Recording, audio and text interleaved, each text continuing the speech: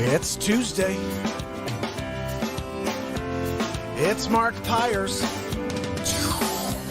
And it's Real Talk. Looking for another way to ease my mind and help my living.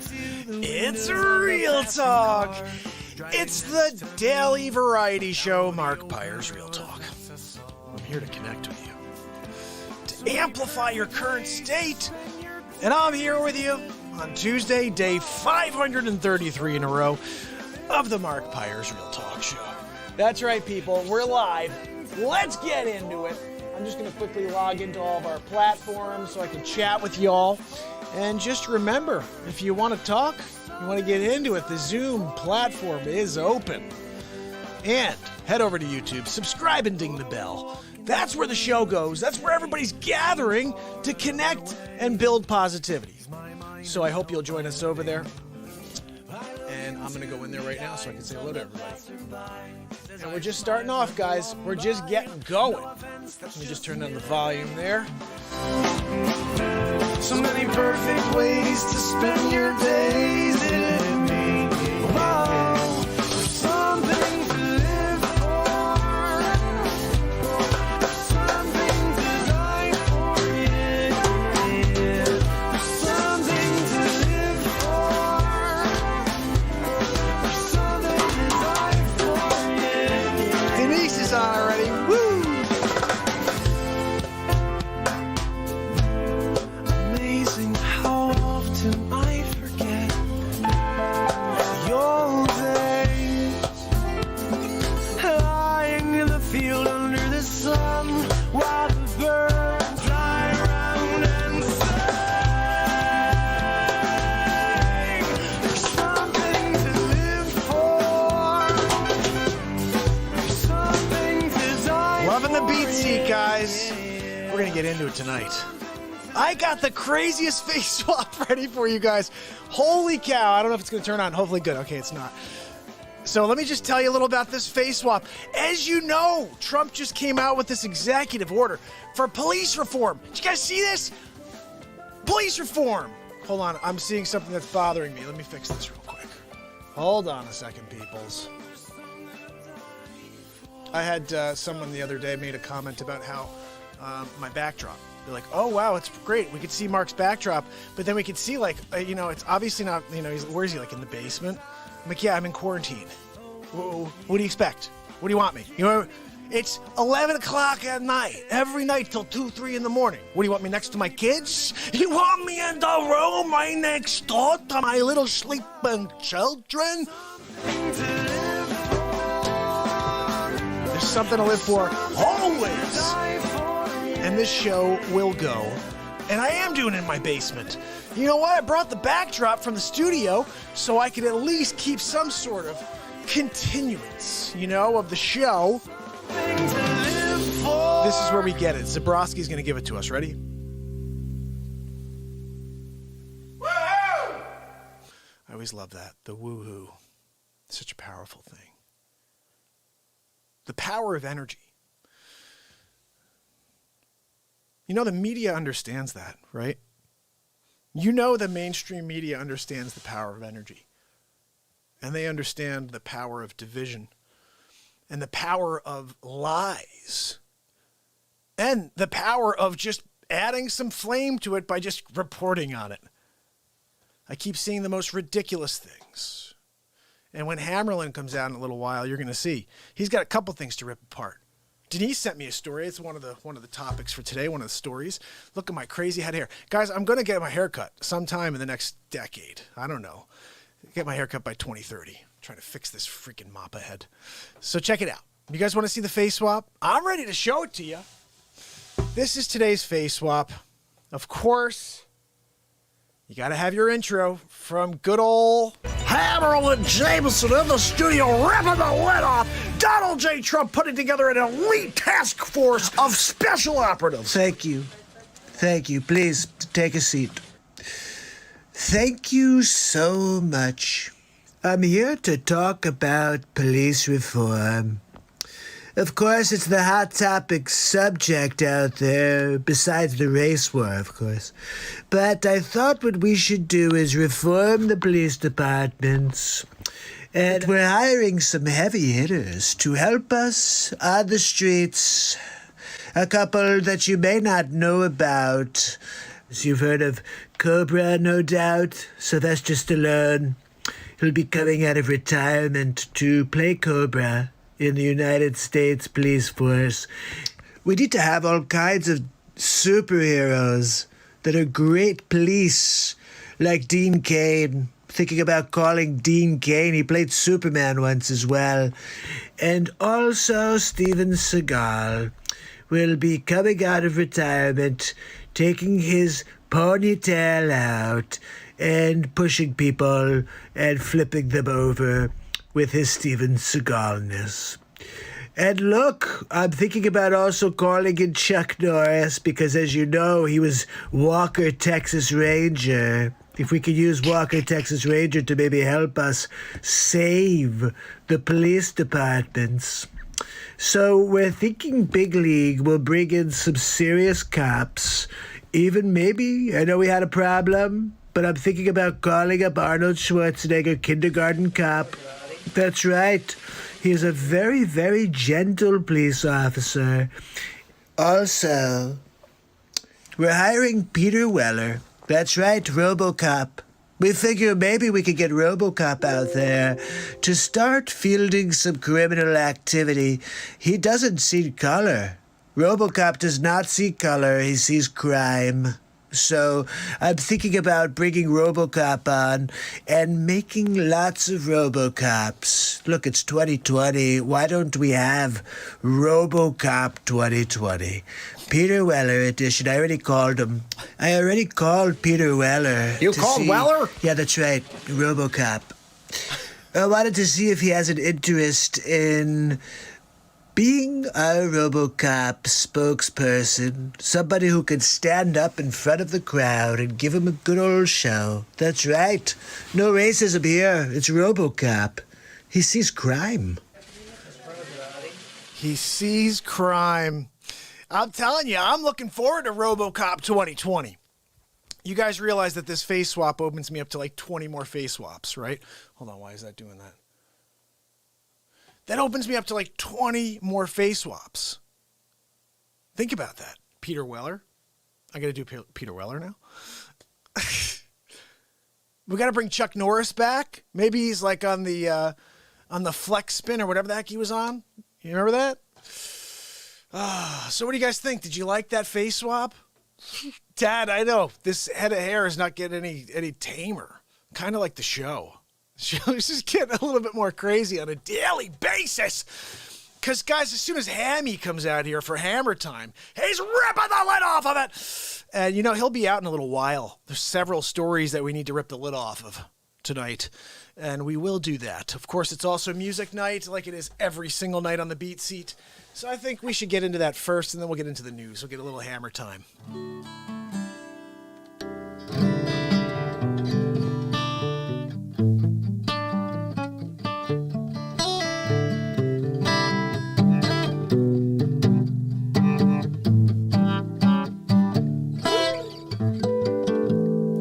All right, guys, so I'm going to be playing you some music tonight, and I'm going to be playing you a lot of originals. Last night, we threw some fire out there. Again, improvising a song. And I don't know if you guys saw, a few people did. I dropped podcast number 65 today. All you have to do is go to any podcast platform. It's free of charge. Look, we all drive around. Some people a lot less these days because of the old quarantine. But when you're out and about on the road, people, tune into the Real Talk podcast. It's this. It's this. You're just driving, listening to it, though, instead of watching. I always say you get different experiences, and, you know, you take different lessons when you listen instead of watch. I'm very animated, as you know. But in the car, when you listen, you get a whole different vibe, especially in the music. The music sometimes is pretty fire-ish. My man. JG's on, back at your desk working late. Real talk, I'll be on until at least 2, my friend. Just one hair, Denise. Yeah, you're right. Look at, I'm gonna cut all my hairs cut. So I'm gonna play something here to get us started off right. Okay, guys. This is gonna be. We're starting off with an original. I got paint on my hand because I was finishing off a BeatSeat. I delivered 9 BeatSeats today. Delivering 7 more tomorrow to the school, and it's nice to see other people playing the BeatSeat.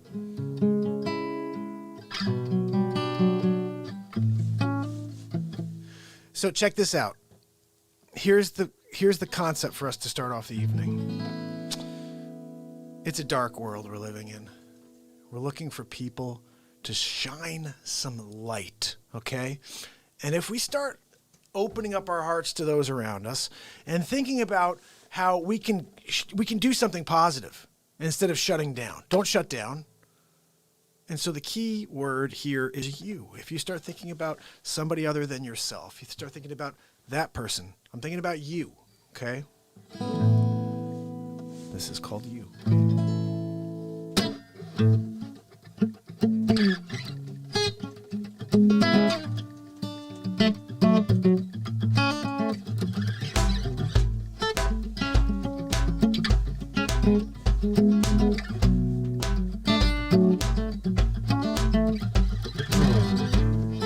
So I walk along this road, this path that you have made.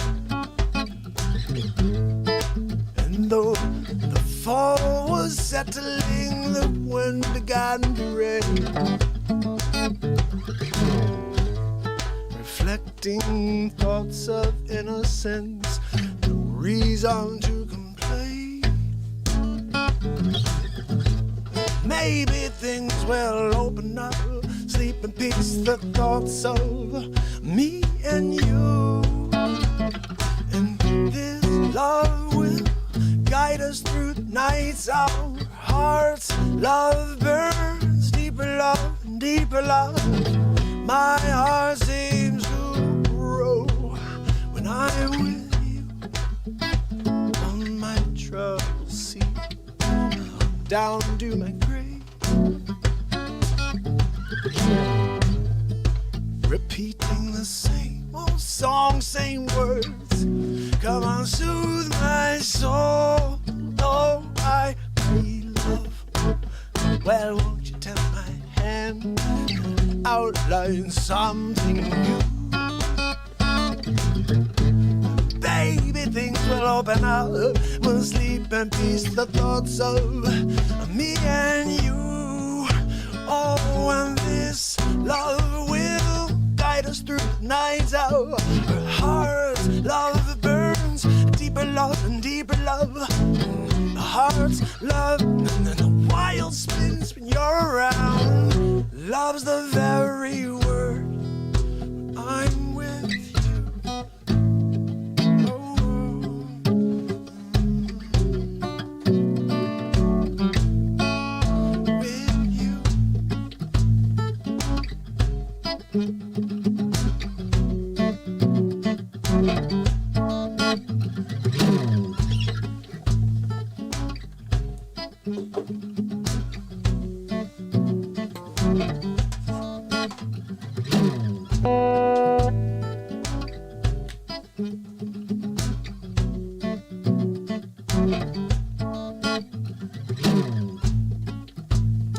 Gotta get a bass line in here, people.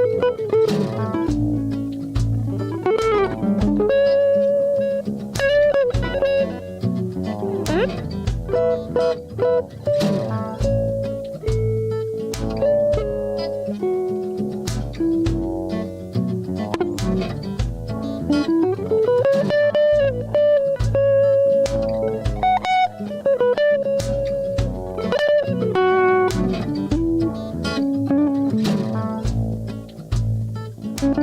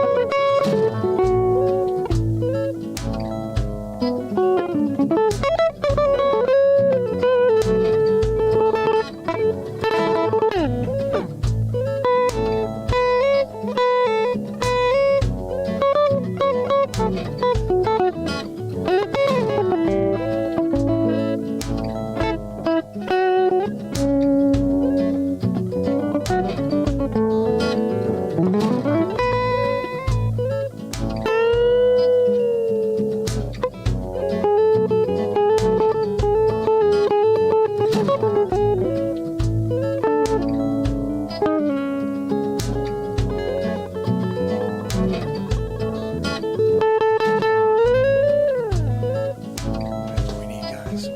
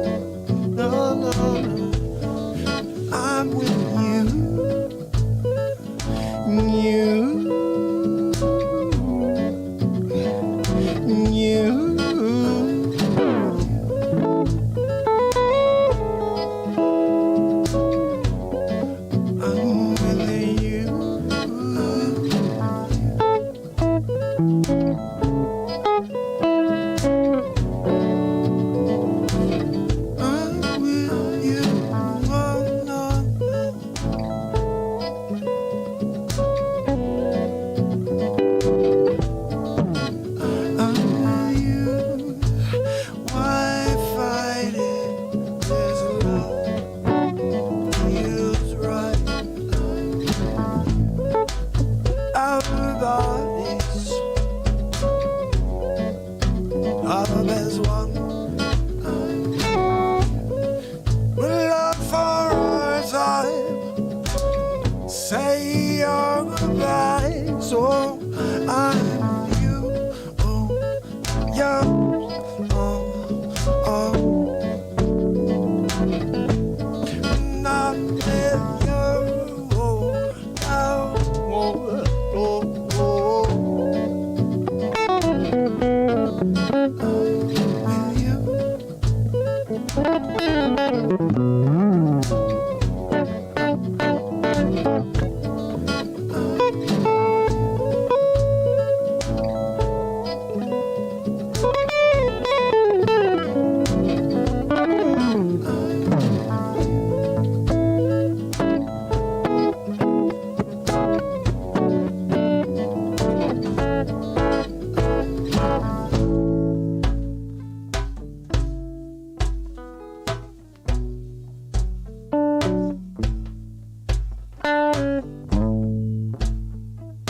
Why fight it?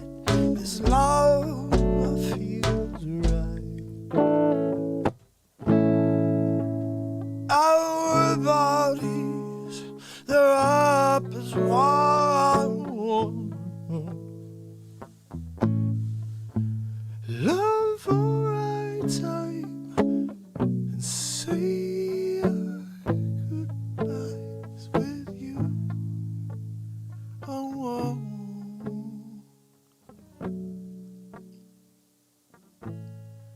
I'm with you.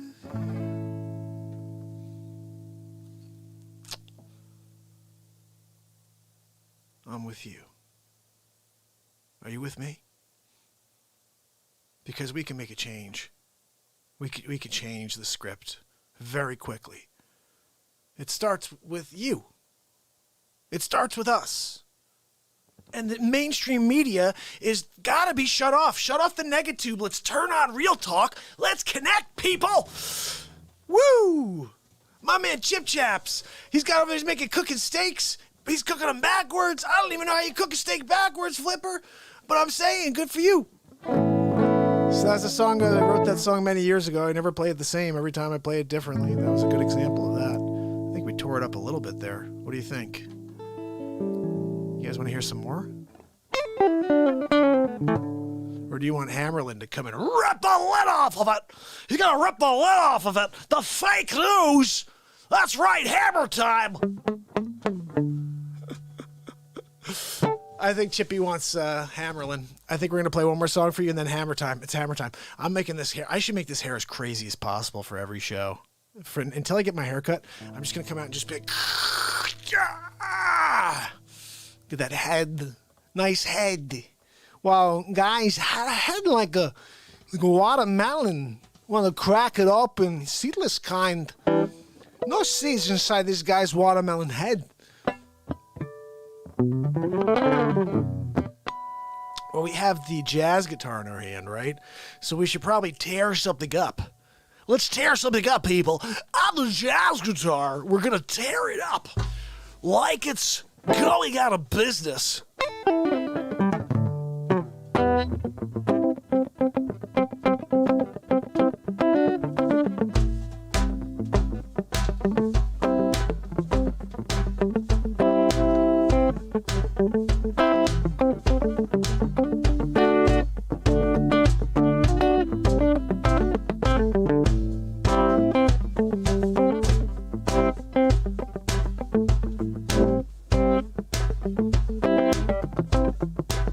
Woke up this morning, feel for my shoes.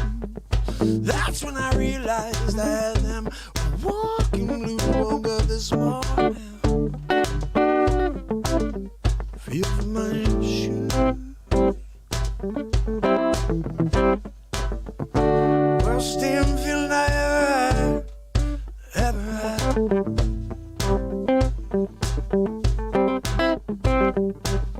Early in the morning, if I have to run blinds. I've been mistreated alone. I don't mind dying. I don't mind dying.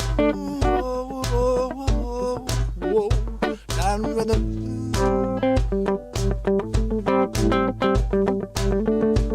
worst damn thing I ever heard.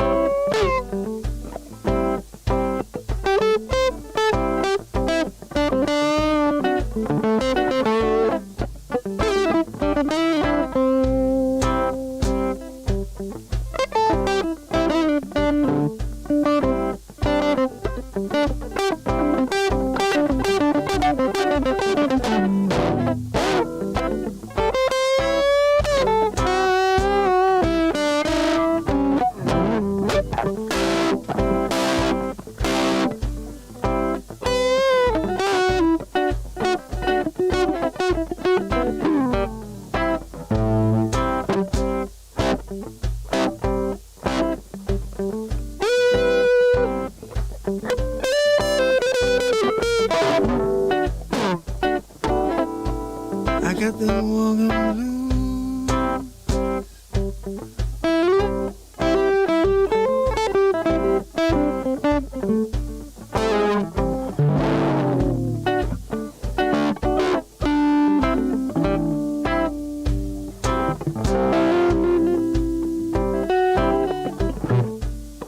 It's all of a sudden about 178 degrees in here. I gotta get that fan going, guys. It's killing me over here. See, the problem here is I didn't do this. From the top, you got to get one of these going. Ready? This is where the vibe comes from right here. Ready? Check this out.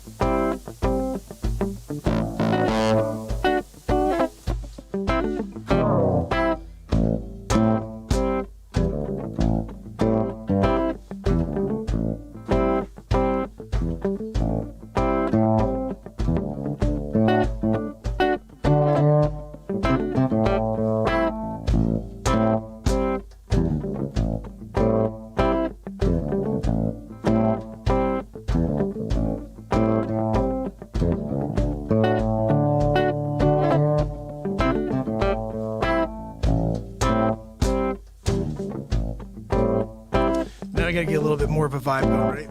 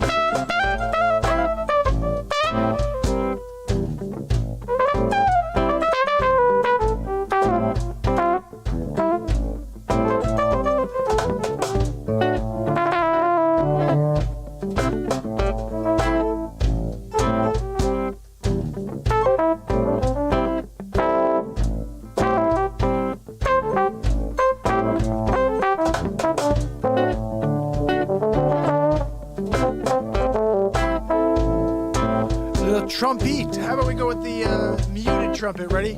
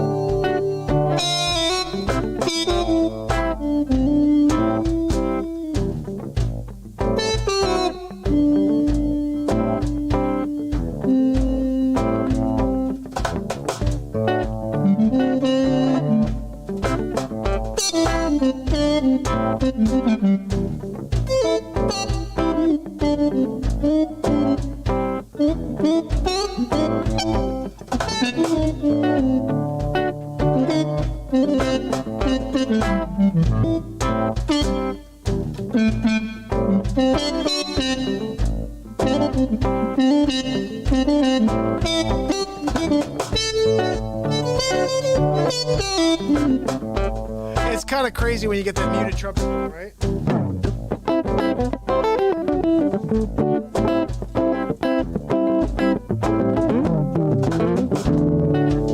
Worst same feeling I ever had, that I ever had.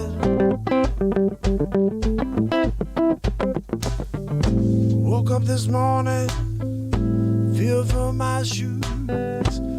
That's when I realized I don't walk and lose. And I'm walking blue.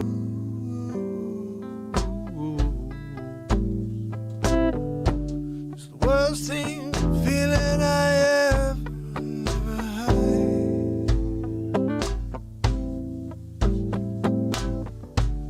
Worst thing, feeling I ever had.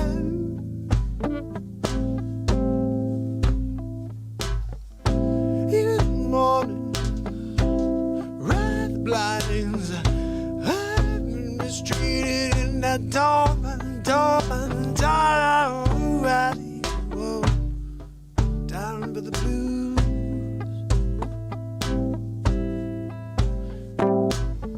It's the worst damn feeling I ever had, that I ever had. Whoa, whoa, whoa, whoa. Woke up this morning, feel for my shoes. That's when I realized I am the walking blues. Whoa, whoa, whoa, whoa. It's the worst damn feeling I ever had, that I ever had.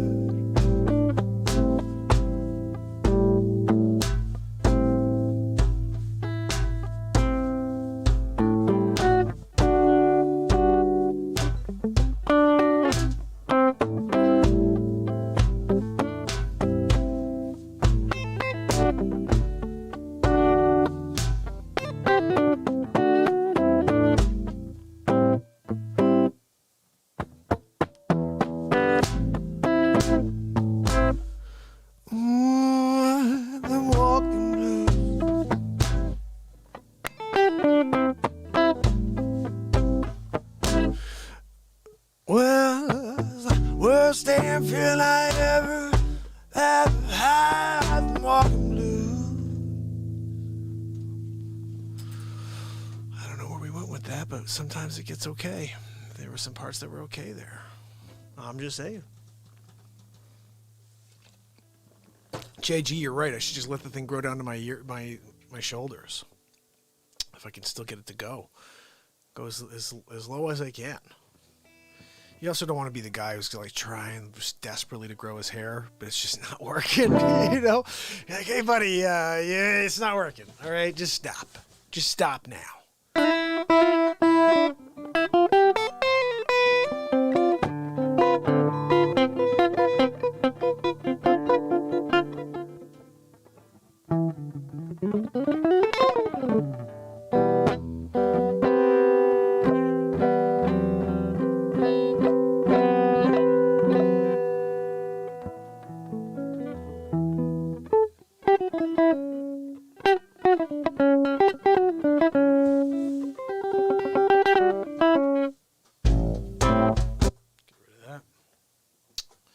So if I can remember all the lyrics to this, this is a song called "The Truth." And if you listen to the lyrics to this song, here's the hook. I want you to hear this. Ready? I'm just gonna play the hook real quick. Check this out.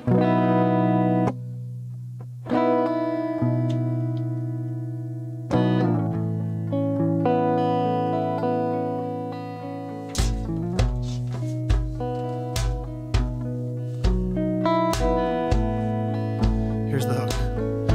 Ooh, till we wake again, wearing thin through your skin. We lose or draw. There's someone keeping score down here.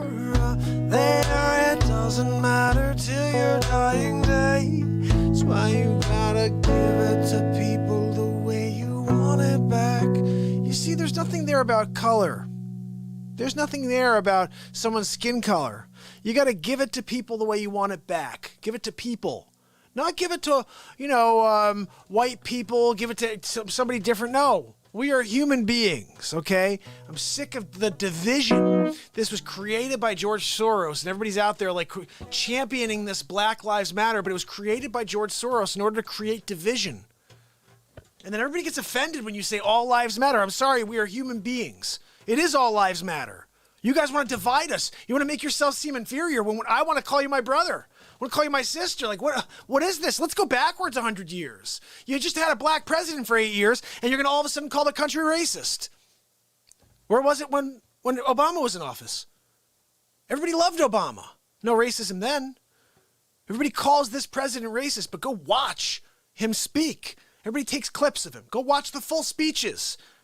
You want to call yourself someone who's going to trash someone and pull someone down because of what you see on mainstream media? Go watch the actual content, not the snippets they show you. Go watch the full video. I've had people say to me before, it's so funny, oh, he hates Mexicans. I don't like him because he hates Mexicans. Like, what? Where did you hear that? Oh, well, CNN. Oh, and MSNBC. Oh, everybody says it. Everybody says he's a xenophobe. He's a racist. He's a bigot. He's an anti-Semite. I love when that one comes up, the anti-Semite one. I'm like, oh, really? Anti-Semite. Interesting. Let me ask you, would an anti-Semite let his daughter convert to Judaism and marry a Jewish person and become Jewish? I don't think so. If he was such an anti-Semite, he'd be like, no, I'm sorry, Jared. Go take a walk. My daughter will not date you because you're not a Christian Catholic Donald Trump statue worshiper. I'm sorry. If you worship the statue that is Donald J. Trump, then I would let you marry my daughter. But because you want my daughter to convert to Judaism, I can't let that happen. I'm sorry. Because I'm anti-Semitic. But no. No, his daughter is Jewish.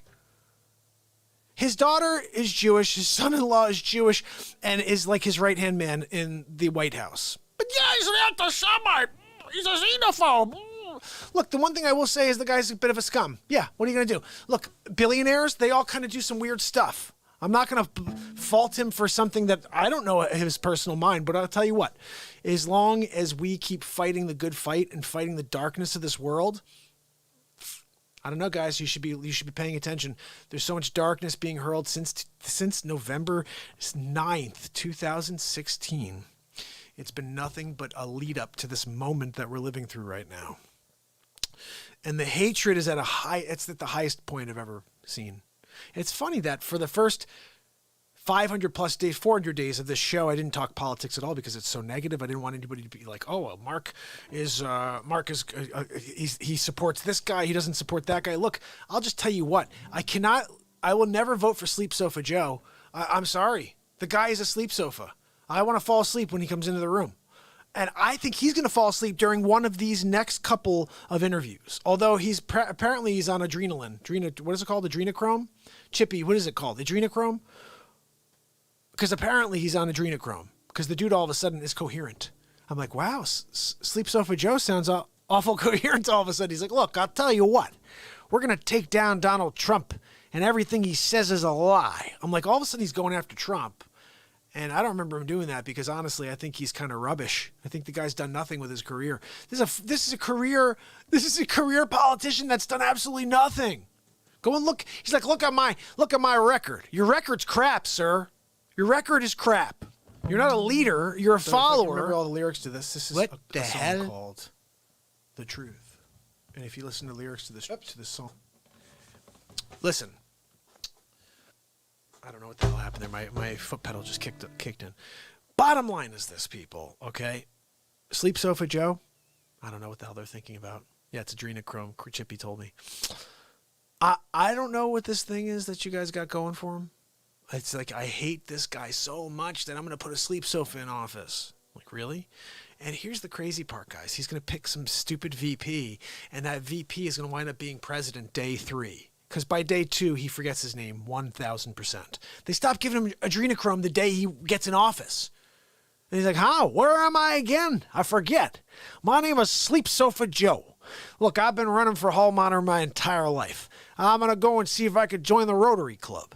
How about that? Hey, Jill, how about this? When I become president of the Rotary Club, we may get some sort of perks, some benefits. Maybe we can go down and grab ourselves a $5 discount at the buffet. Yeah, go do it, please. Get the hell out of here. I still go back to when he says, I'm Sleepy Joe Biden. Look, I'm running for hall monitor. If you like what you see, then give me a vote. If you don't, then vote for the other Biden. Excuse me? Who the freak is the other Biden? Somebody please tell me what the other Biden is. Because I'd be riding with Biden if it wasn't Joe Biden. Even if it was Hunter Biden, I would consider Hunter Biden over Joe. That's how bad it is. Seriously, think about that. Hunter Biden is a complete waste of space. And that guy I'd consider over Sleep Sofa Joe. And Sleep Sofa Joe is mine, guys. I don't want anybody out there saying Sleep Sofa and then you're like, oh, that was interesting. Where'd you come up with that? Sleep Sofa, President G-Hole, Poison. What else did we come up with here on the show? I think those are the main ones. Oh, and Fluhan. Look, it's the Fluhan. Everyone calls it the China flu, gets all offended because it's from China. It's part of the world. Oh, sorry, it came from a part of the world, and you want to call it offensive and racist. How about this? Maybe if China didn't release the stupid freaking virus on the world, I wouldn't call it a Fluhan. But it's the Fluhan, okay? And President Xi-Hole, he's going to find a day in court with Trump. That's right. I'm calling it the martial law court. I'm going to go there and rip his arms off in the square, Tiananmen Square. We're going to show up, Melania and I. Melania, make sure we pack the gold toilet, okay? I don't go anywhere without my gold toilet. Tell the chauffeur. He has to take a 3/8 wrench, and he has to unscrew both sides, but they're gold screws. Make sure he brings the gold screws too. I don't use anything mix and match, Melania. You know that. We don't mix and match gold with copper, with lead. It's all gold, okay? I had my 3/8 gold screws made at a smelter. At a smelter on the east side of Brooklyn. I went there one day. I was like, look, I'm looking for a smelter. They were like, look, I got your guy, Trumper. Just when you go there, make sure you pay him in full, okay? You have to pay him in full. So I got there. He said, look, $175. I said, well, how about $174? Because I always win big league, okay? I have to win big league or else I'm not going to do the deal, okay? Art of the deal is you always win, okay? So I said, $174. And he said, I'm sorry, I can't smelt for you then. I will not smelt for you for $1 less than the actual total to smelt. I don't know what the freak I'm talking about. Guys, this is what happens with a live unscripted show. Smelting. We're ripping the lid off of it! Hammerlin Jameson! Look, I think Hammy's coming out soon. HammerTime's coming up. I got a couple stories that Hammer's going to rip the lid off of. Let me quickly show you guys, just because this is a rolling show. You know that. I got to get you back to our... This is our... Hammerlin Jameson in the studio ripping the lid off. Donald J. Trump putting together an elite task force of special operatives. Thank you. Thank you. Please take a seat. Thank you so much. I'm here to talk about police reform. Of course, it's the hot topic subject out there, besides the race war, of course. But I thought what we should do is reform the police departments. And we're hiring some heavy hitters to help us on the streets. a couple that you may not know about. So you've heard of Cobra, no doubt. Sylvester Stallone. He'll be coming out of retirement to play Cobra in the United States Police Force. We need to have all kinds of superheroes that are great police, like Dean Cain. Thinking about calling Dean Cain. He played Superman once as well. And also Steven Seagal will be coming out of retirement, taking his ponytail out and pushing people and flipping them over with his Steven Seagalness. And look, I'm thinking about also calling in Chuck Norris because, as you know, he was Walker, Texas Ranger. If we could use Walker, Texas Ranger to maybe help us save the police departments. So we're thinking big league. We'll bring in some serious cops. Even maybe, I know we had a problem, but I'm thinking about calling up Arnold Schwarzenegger, kindergarten cop. That's right. He is a very, very gentle police officer. Also, we're hiring Peter Weller. That's right, RoboCop. We figure maybe we could get RoboCop out there to start fielding some criminal activity. He doesn't see color. RoboCop does not see color. He sees crime. So I'm thinking about bringing RoboCop on and making lots of RoboCops. Look, it's 2020. Why don't we have RoboCop 2020? Peter Weller edition. I already called him. I already called Peter Weller. You called Weller? Yeah, that's right. RoboCop. I wanted to see if he has an interest in being a RoboCop spokesperson, somebody who can stand up in front of the crowd and give him a good old show. That's right. No racism here. It's RoboCop. He sees crime. I love that. He sees crime. Denise, thank you. I'm so glad you like You. I think it's one of my favorite songs.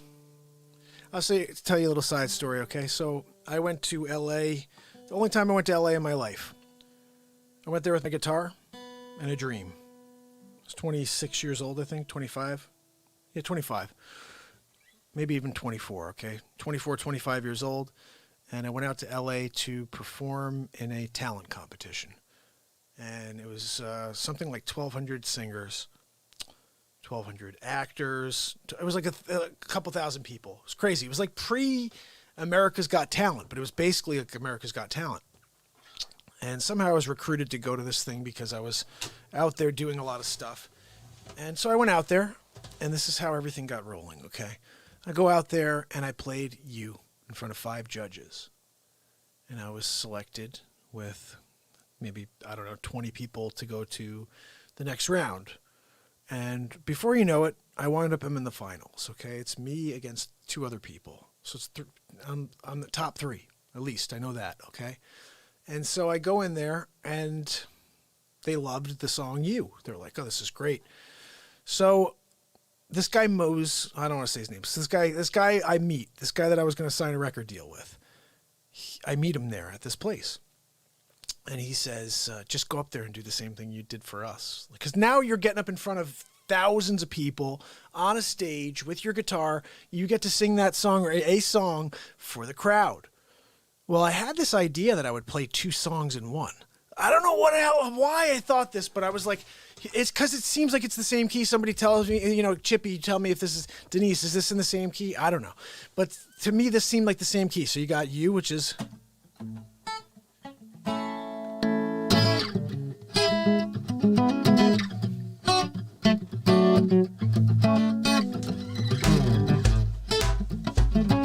So that's You, right? But this is what I started with, and I was like, I went from this song into You. I was like, I'm going to mesh 2 songs together and create this really cool dual song. Just creative me trying to do something in the moment to be different, right? Stupidity. Nobody told me that there is a 1.5 minute time limit on the finals. You get 1.5 minutes to sing. Well, each one of these songs about 2.5 to 3 minutes. So I played the first verse of I Adore You, and then I played the first chorus of I Adore You, and then I went into You. By the time I got like a quarter, halfway through you, my microphone's off. I'm like, or my guitar is off. I'm like, that's weird. Maybe my battery died, my 9-volt battery in the guitar. So I start playing into the mic while I'm singing. I'm singing. So I walk along this road. I'm holding the guitar up, singing and playing the guitar into this microphone on stage in front of thousands of people. And I think even at a certain point, maybe the microphone even went off. It was like crazy. So finish the song, get off the stage, and I think it went great. Like, I'm like, this is great, except for some tech issues. So the guy, M, let's call him M, he comes running over after. He goes, dude, he goes, what are you doing? I said, what do you mean? He goes, you had a minute and a half. What are you doing? She's like, they cut off the guitar to try to tell you that you're over your time. I was like, there's a time limit? Why didn't anybody tell me? Like, I thought it was like, there's 3 people. Go up there and do your thing, buddy. So I went up there, and this is what I played into you. You just heard you, but this is the song I played into you. It's called I Adore You. Kind of mixes I Adore You into you.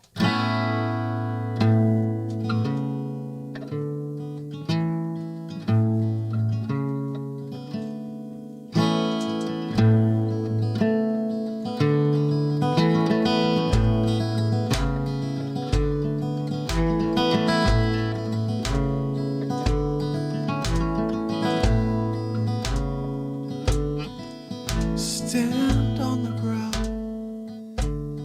dancing around, so smooth is the sound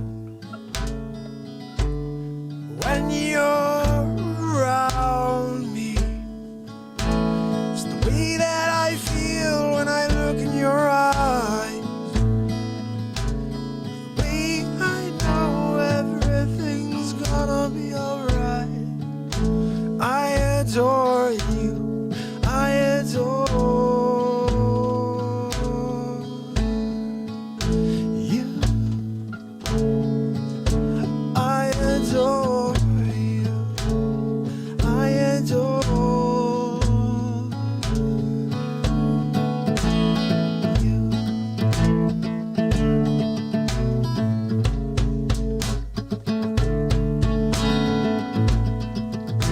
And I know that I've been loving you.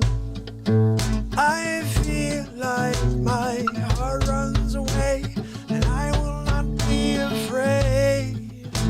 I know my part,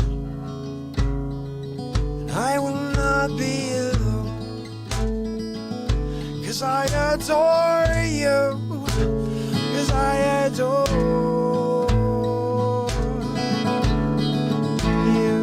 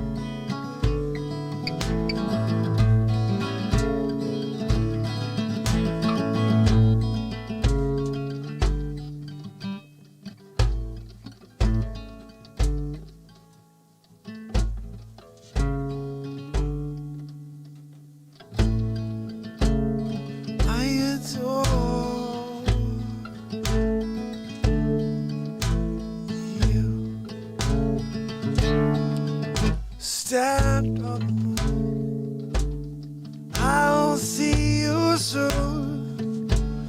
Don't be afraid, my arms are laid down by your side. It's the way that I feel when I look in your eyes, the way I know everything adore you. I adore you. I adore you.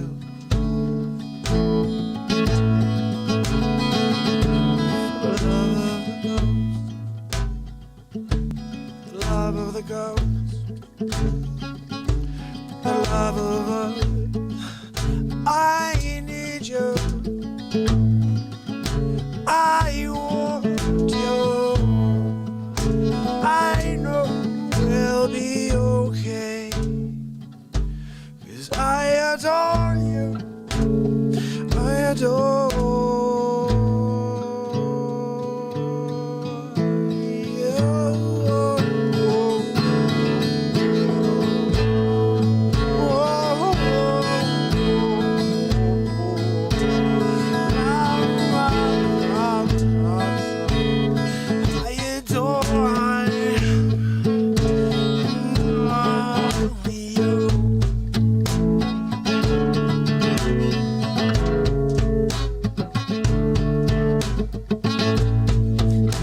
I know that I've been missing you.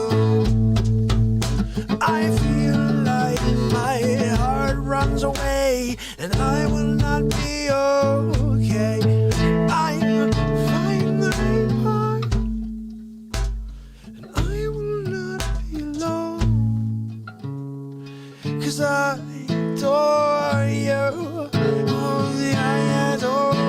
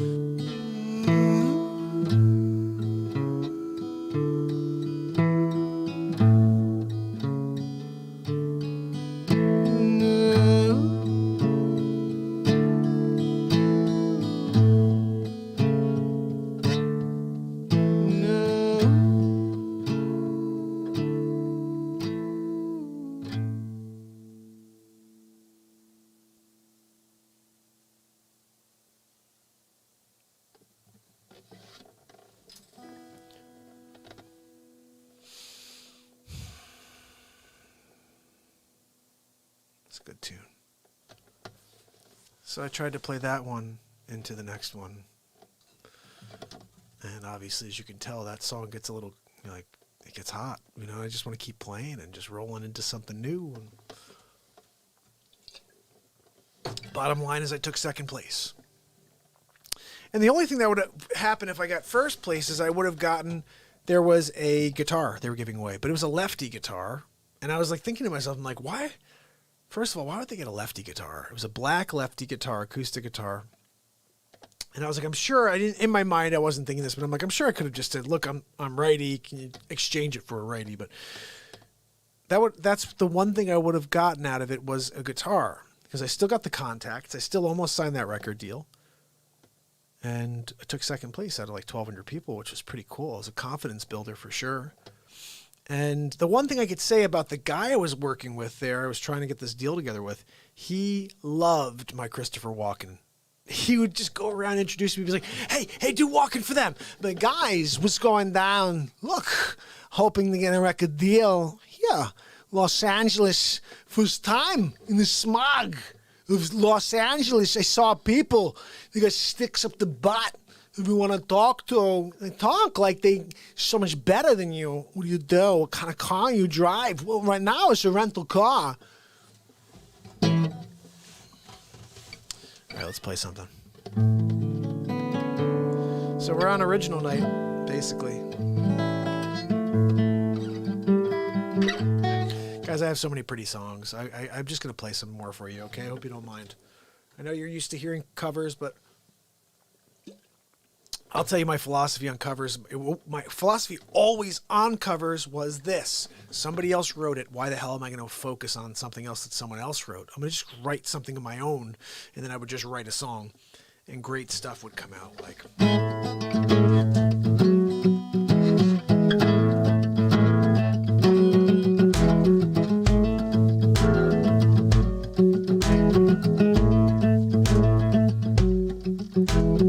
Sometimes I try a little too hard. Sometimes I need to be alone. But most times I need you there. Oh, hold me close, let me know who I am. 'Cause we try to please ourselves, never thinking about the next, always number one.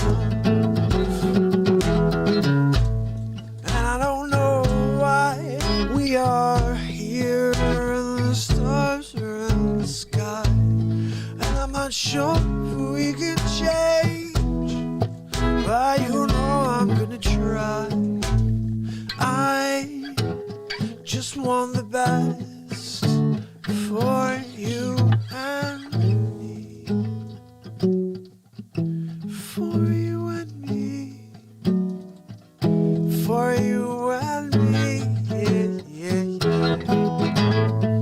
You get the best, just you and me. And at night, the cool air feels right to me, and I thank the Lord and I pray for more. Oh, and if the time comes when we all judge ourselves, oh, just let me know, and I'll be there for you. And I know that the man can get you down sometimes, and I'm not sure if we can be free. Free fall with me. Free fly away like a dream. You love the ones you miss the most. For sure, you love the ones you miss the most. So we walk on down the road, holding hands, philosophize with God, and I will soar in the clouds tonight. I'll spread my wings, open up and fly away. And I don't know if I'm gonna miss this place when it's gone, and we're standing right here. And I wish we were thinking about all the people walking by me and you. And if you start, we can change and get the best for you and me. For you and me. For you and me. We'll get the best, just you and me. Just you and me.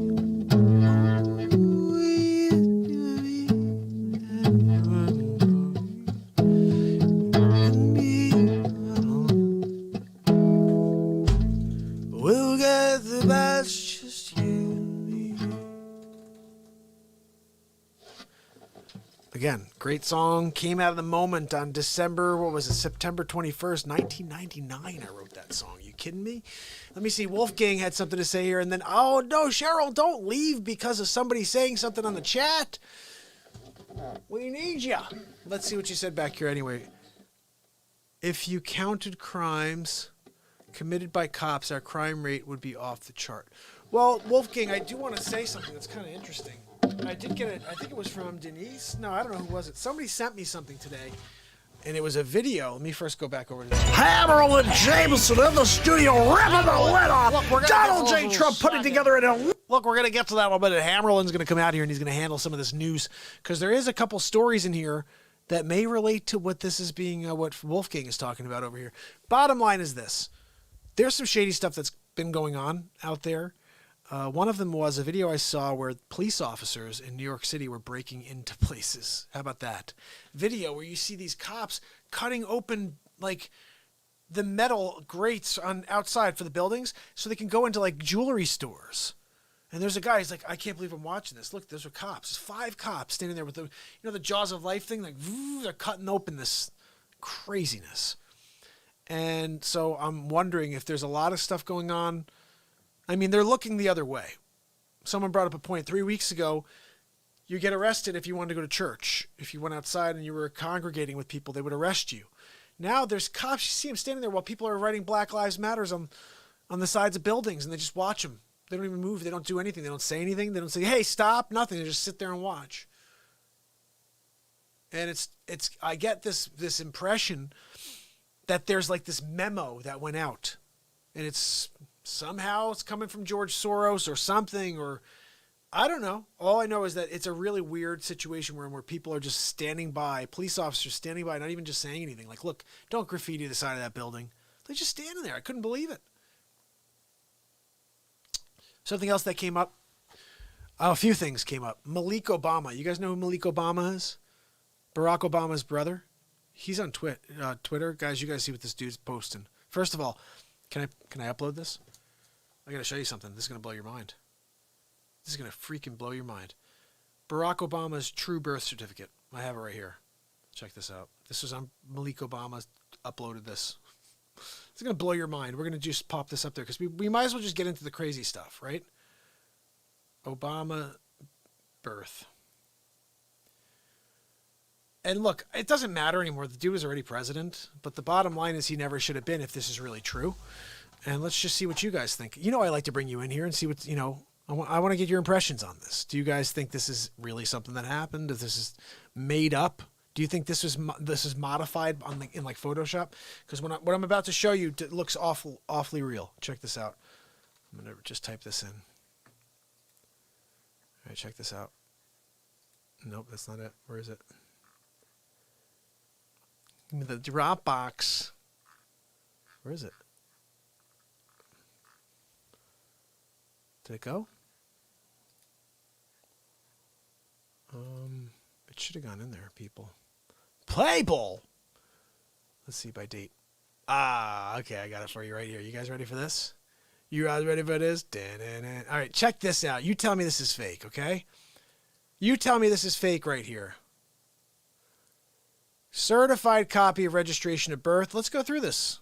Let's just see what it says, and you tell me if this is real or if this is fake. We should get Mary Ann on here so she could talk about this as well. Sig, how are you, buddy? I'm so glad to see you. Sig, we're getting into something here. I saw this on Malik Obama's page. Bulldog has been hooking me into a bunch of people on Twitter actually, so we can get more people on here to interview. I've been live for 533 days in a row. I do between 2 to 5 hours a day, and this is a show about truth. It's a show about the moment, really. This is the moment happening in front of your eyes on a daily basis. And for 533, we do a lot of impressions, we play a lot of music, and now we're getting into the truth a little bit more because there isn't enough of that going on. As you know, Sig, there's just too much shade out there in this world. And I say one thing, you should shut off the negatube and turn on Real Talk, because we're going to get into the truth. Now, let's take a look at this. On August, I think this is a hammy. Hold on a second, guys. We got to get Hammerlin out here. And because Sig's tuning in, Sig, this is my bit for the day. Check this out. Ready? I'm going to put this on just so you can watch it while I get myself ready, because Hammerlin's coming out to rip the lid off. Hammerlin Jameson in the studio ripping the lid off. Donald J. Trump putting together an elite task force of special operatives. Thank you. Thank you. Please take a seat. Thank you so much. I'm here to talk about police reform. Of course, it's the hot topic subject out there, besides the race war, of course. But I thought what we should do is reform the police departments. And we're hiring some heavy hitters to help us on the streets. A couple that you may not know about. You've heard of Cobra, no doubt. Sylvester Stallone.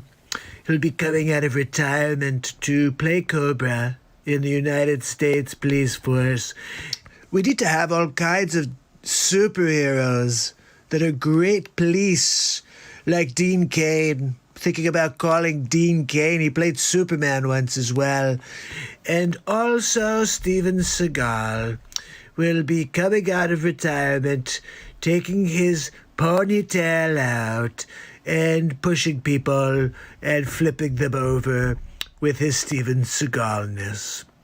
And look, I'm thinking about also calling in Chuck Norris because, as you know, he was Walker, Texas Ranger. If we could use Walker, Texas Ranger to maybe help us save the police departments. So we're thinking big league. We'll bring in some serious cops. Even maybe, I know we had a problem, but I'm thinking about calling up Arnold Schwarzenegger, kindergarten cop. That's right. He's a very, very gentle police officer. Also, we're hiring Peter Weller. That's right, RoboCop. We figure maybe we could get RoboCop out there to start fielding some criminal activity. He doesn't see color. RoboCop does not see color. He sees crime. So I'm thinking about bringing RoboCop on and making lots of RoboCops. Look, it's 2020. Why don't we have RoboCop 2020? Peter Weller edition. I already called him. I already called Peter Weller. You called Weller? Yeah, that's right. RoboCop. I wanted to see if he has an interest in being a RoboCop spokesperson, somebody who can stand up in front of the crowd and give him a good old show. That's right. No racism here. It's RoboCop. He sees crime.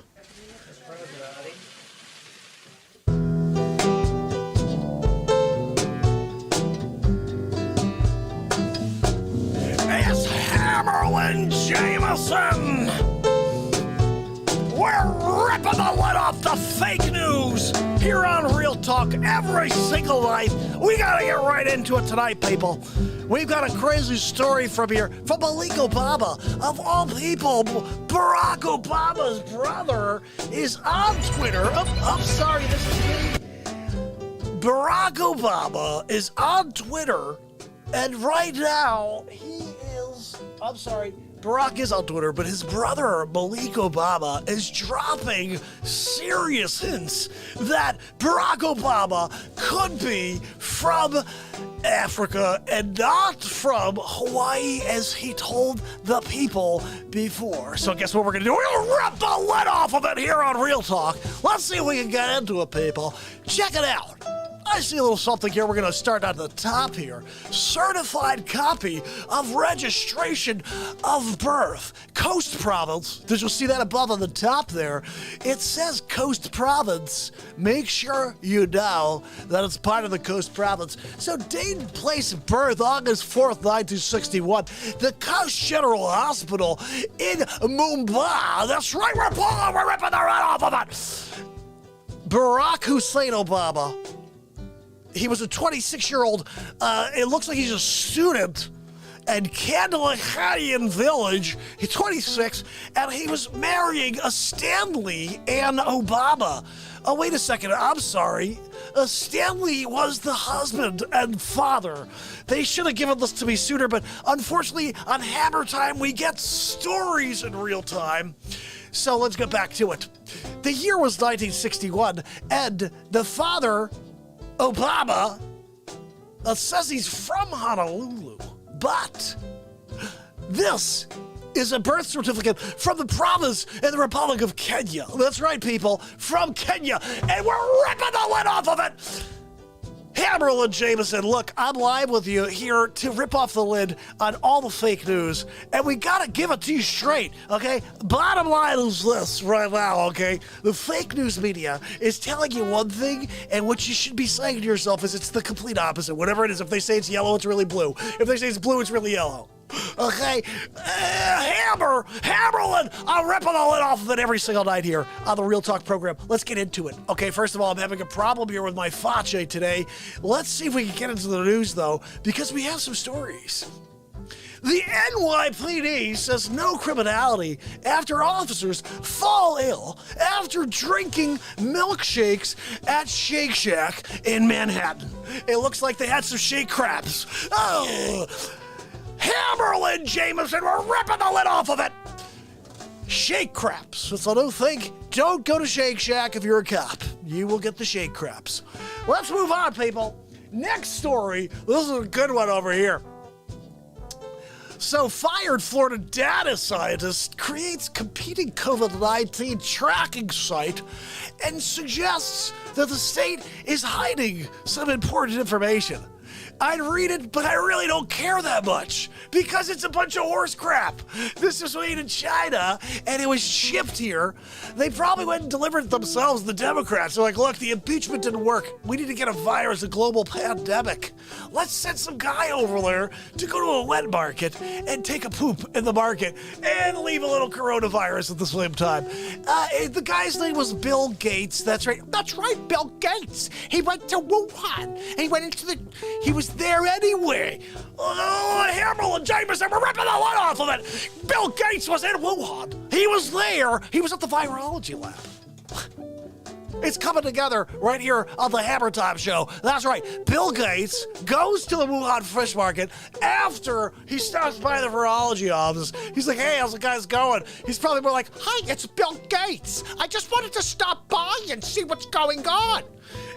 And they dropped the virus. Hammerlin Jameson, we're ripping the lid off of it. What's next?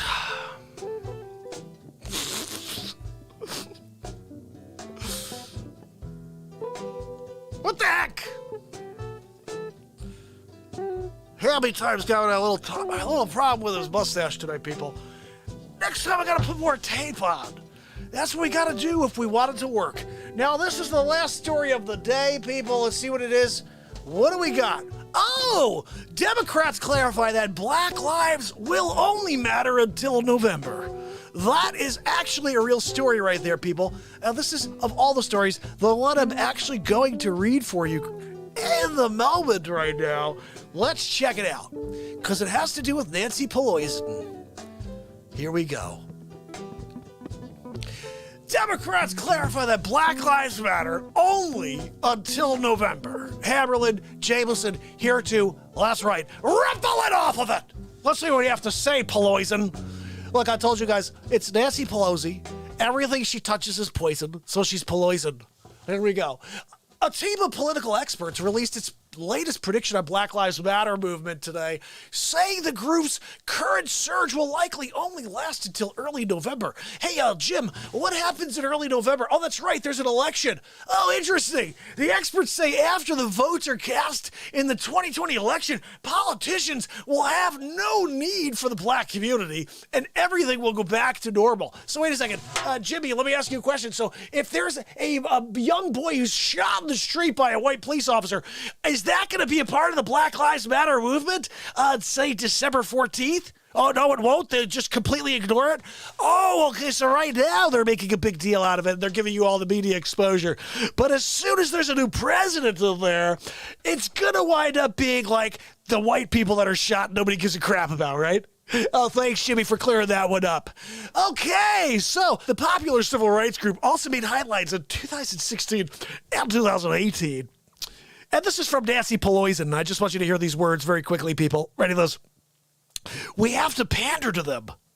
We have to pander to them to see if they will matter. This is Nancy Pelosi speaking about the black community. We stand committed to elevating black voices when we need their votes, and not a moment after. I'm sorry, I need Hammerlin's mustache to say that again because it's completely disgusting. Nancy Pelosi said, we have to pander to them to see if they will matter. Said Pelosi, we stand committed to elevating black voices when we need their votes and not a moment after. When we don't need their votes, we don't hear their voices. We don't even elevate those voices at all.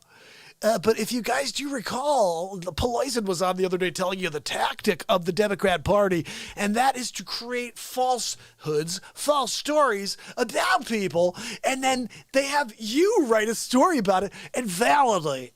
They validate a falsehood, and they call it real news. Well, we all know it's fake news. And guess what Hammerlin's here to do? That's right. It's Hammer Time, and we're ripping the lid off of fake news. So let's see, I think that's the last story of the evening, people. But I will tell you this one thing. Do not drink the poison. It is very, very bad for you. There's a good chance you die when you drink the poison. That's all I'm saying. Gene, how are you? Blue Wave 2020. Wow, big league, especially if you're Blue Wave from Darien, then that's absolutely very, very interesting. Trump is out. Well, I've got to tell you one thing, okay, about Trump, okay? Trump is a fighter, first and foremost. Secondly, he's being painted with a very big brush by the liberals. And if you know anything about the mainstream media, that everything besides the Real Talk program is owned by about 5 people. And they've tried to purchase the Hammerlin Jameson show from Real Talk. But thank God, I've got to say that Mark is not interested in selling Hammerlin out. Nope.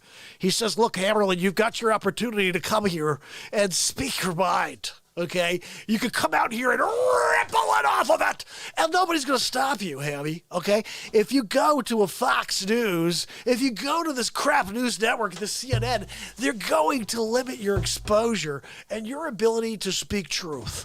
And I got to tell you one thing: if you know anything about Hammerlin, I'm here to speak truth. Okay. Hammerlin Jameson, we're ripping the lid off of it. All fake news. We're going to get into it, people. So just whenever you see Nancy Pelosi, okay, just go up to her and say, hey, Pelosi, stay away from me. Everything you touch turns to poison. You kill everything you touch. And I'm surprised people even want to hang out with you. I would not want to go to her house for dinner. I might eat the steak and wind up getting poisoned. So honestly, people, bottom line is this. Nancy Pelosi is an evil human being. If you didn't know it, now you know. And this is Hammerlin Jameson. Look, I'm just about to sign off here on the Real Talk program. I've got to go. I got to get going. I got to give the show back to Mark Pyers. Look, bottom line is this, okay? All lives matter. I'm sure I'm going to get a lot of flack for saying that. But the bottom line is, if you've been watching the Real Talk program for 533 days, you'd understand. This program's about light. This program's about providing positivity, not about skin color, okay? So if Hammy comes on here to rip the lid off, it's to rip the friggin' lid off. We're not going to let this fake news happen anymore, okay? Just bring the fake news here to Real Talk and Hammerlin. We'll rip the lid off of it. And I'll see you guys tomorrow, the next Hammer Time. Hammerlin Jameson in the studio ripping the lid off. I'll try to make this brief, because I want to get home. I'm missing the Real Talk program. I'll just tell you guys one time, you're all fake news. We're here doing everything we can to try to stop the scourge of coronavirus. I'll tell you what. You can say whatever you want, you fake news, and over there, everything that comes out of my mouth, you try to twist and turn. Yeah, I said shoot somebody up with antiseptic, what the hell? And that moron over there always asking me the same question. Oh, what are you going to do about your ratings? I'll tell you what I'm going to do about my ratings, all right? I'm going to win Big League. I can't wait. Are you kidding me? You got to put Sleepy Joe against me? No, that's going to be a walk in the park. You know it. The American people know it. Do you put us together, it's going to be a massacre. So what do you think? You could see that you could just report, just if you just circle the world with your fake news, that people will believe it? It doesn't work that way. People can see the truth. They know that Trump is winning Big League, and we're going to squash out coronavirus, and all you have to do is get on board, and all you're doing is getting in the way. Look, like even this guy over here, he's got a comment. Everybody's got a comment for Trump. Do you have a question? What do you have over there? Yes, what's the latest update on President Xi and how you're handling that situation? Well, I told you how we're going to handle President Xi. Okay, he's a Xi-hole. We're going to tell him to his face. And if he wants to work with us going forward, he has to make it right. He's going to have to pay the bill, pay the piper. That's what's going to have to happen with Xi, that Xi-hole. He's a Xi-hole, just like you, actually. I'm just saying, the fake news has got to go. I'm done with you fake news. So you're a Xi-hole and you're fake news. Both things at the same time.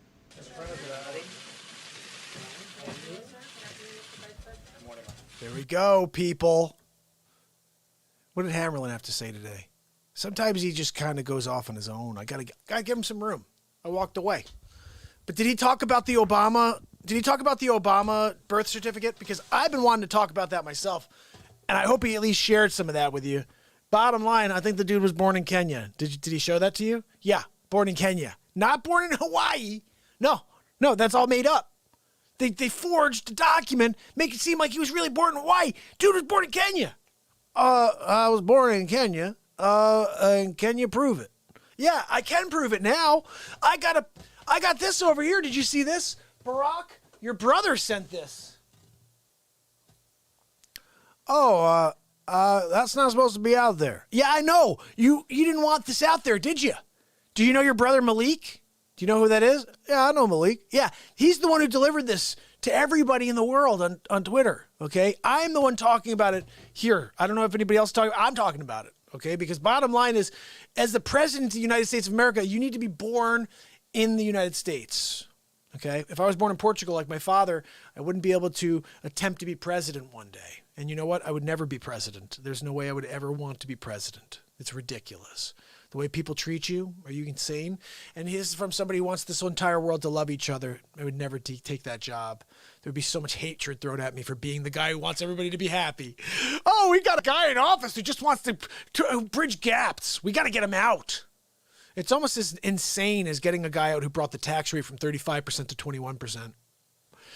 It's almost as insane as taking every word that's said and just shifting it and manipulating it into something that you want to be heard. And then everybody hearing it and saying, yeah, that's really what's going on. It's insane that nobody wants to do the work and go and open up, spend a half hour, 45 minutes, listen to an entire speech. No, I want to hear the 3 seconds that they played me on Don Lemonhead. Don Lemonhead is playing you that 3 seconds that makes it sound like Hitler just did something. Guys, look, I'll tell you what. I want more than anything to find a way for everybody to be happy. But right now, best choice is the guy who's in office right now. And the bottom line is this last 4 years, they've been trying to make you think that he's terrible. If you look at what he's done, it's pretty unbelievable. 7 million people came off of food stamps. Lowest unemployment in history. Do you guys like paying $2 and change for gas? Because I freaking like that. Obama had me at $4.30 something a gallon. I'm sorry, my car, I had to put in 91 or above, which there is no 91. You have to go super unleaded. So super unleaded was like $4.30 something a gallon. I was paying $70, $75, $80 to fill my freaking tank when Snorbama was in office. And there's a video of him saying, you can't just lower the prices. How are you going to get the gas prices lower? You can't do it. You can't just do it. You can't just bring jobs back. What's he going to do? What's Trump going to do? You can't just bring jobs back. Mark my words. He's not going to do anything. You can't just lower the tax rates. You can't just do it. How's he going to do it? How's he going to bring it? How's it going to happen? Well, you know what? He did freaking all those things. In fact, if you didn't see the Obama bit, this is the truth right here. This was Obama. He came out and all these things took place. I want you to know. Watch. This is Obama right here. These his words, not mine. Hammerlin Jameson coming at you live. Barack Obama about to undercut the president. I want to thank you for tuning in today. I have a lot I want to get through, but Michelle wanted to make sure I get this one point across. Joe Biden will be taking a backseat, taking a siesta, if you will. Michelle will be running instead of Sleepy Joe. Not a good look. So I think just wise we give ourselves the best chance I told you from the beginning that you can't make real change. You can't just bring jobs back. You can't get the gas prices to go down. And there's no way to reduce the tax rate to 20%. How's it going to do it? I said that in 2015, and as you can see, he hasn't done any of the things he campaigned on. Still paying higher taxes, still dealing with North Korea. I think it probably would be good to vote Michelle and Democrat in November. That's it. That was his words. That's Barack. Now, the bottom line is somebody informed me of something I didn't realize. Wow. 18% increase in May retail sales, largest increase in U.S. history. That's from Denise. That is interesting. Here's my philosophy, guys. She won't be running for president. I do think that's the only way you could beat Donald is if you put someone like Michelle Obama in there, somebody who's got the public appeal already.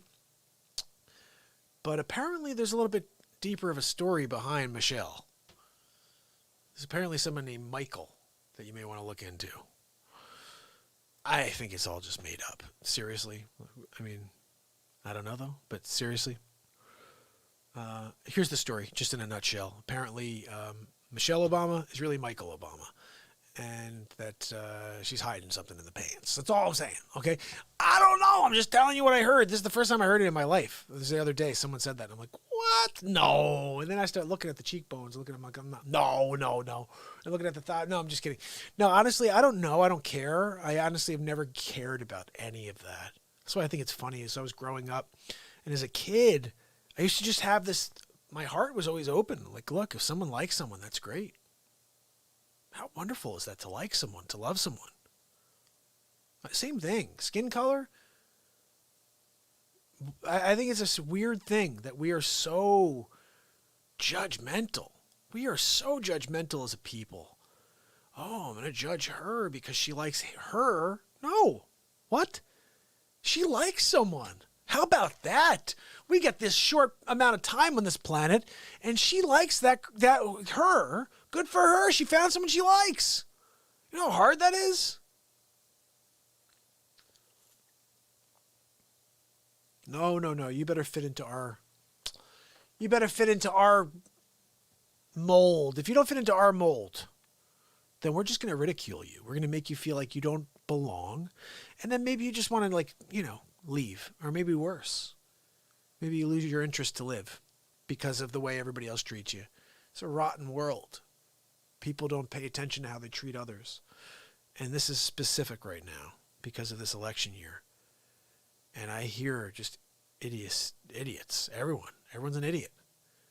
I hear how many people that are making this occurrence into something so much bigger than it is. And yeah, there is an issue. Absolutely there's an issue. And is there an issue with race in this country? Yeah, there absolutely is an issue with race in this country. Is it because of the George Floyd ring, a thing that there's an issue with race? No, that's not at all. There's an issue with police brutality in this country across the board. I don't know if Minneapolis was a race thing. I've seen a lot of crazy stuff since Minneapolis. I've seen cops do the same thing to white people. So I don't know if this is just a messed up thing within police. I do know that there's some rotten police out there from some of the videos I've seen. That's for sure.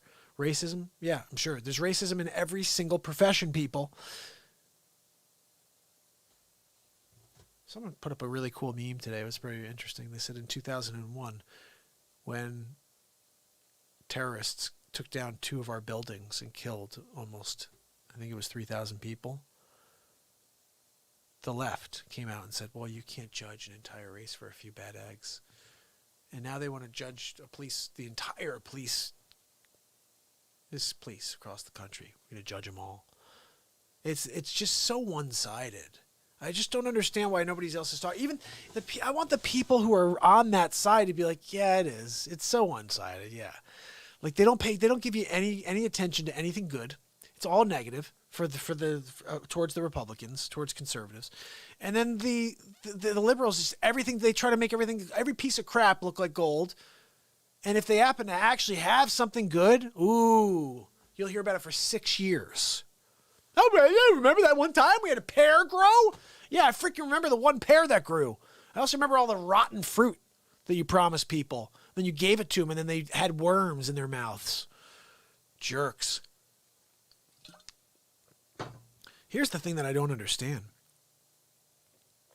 I see a lot of different TikTok videos, a lot of different people coming out and expressing themselves. Expression's great, guys. You need to express yourself. I'm actually loving when I see someone who's like a black conservative going out there and laying out the law. I'm like, yep, I love it.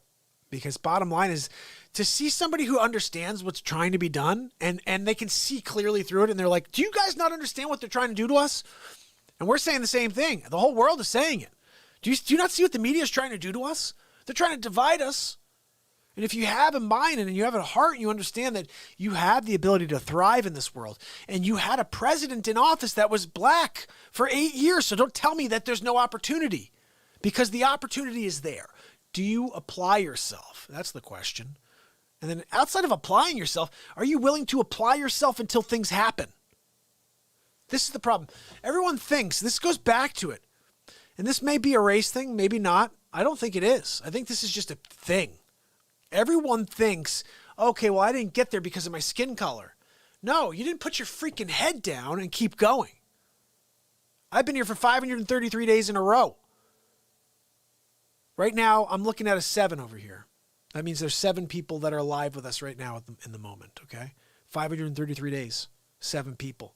Am I going to call the world racist because I don't have 1,000 people watching me after 533 days? I could very easily say that because I didn't get 1 million people to watch me. Oh, you must be all racist. If I was black, could I say that? They're all racist because they're not watching me now. I've been live for 533 days. No, you have to have the ability to keep going.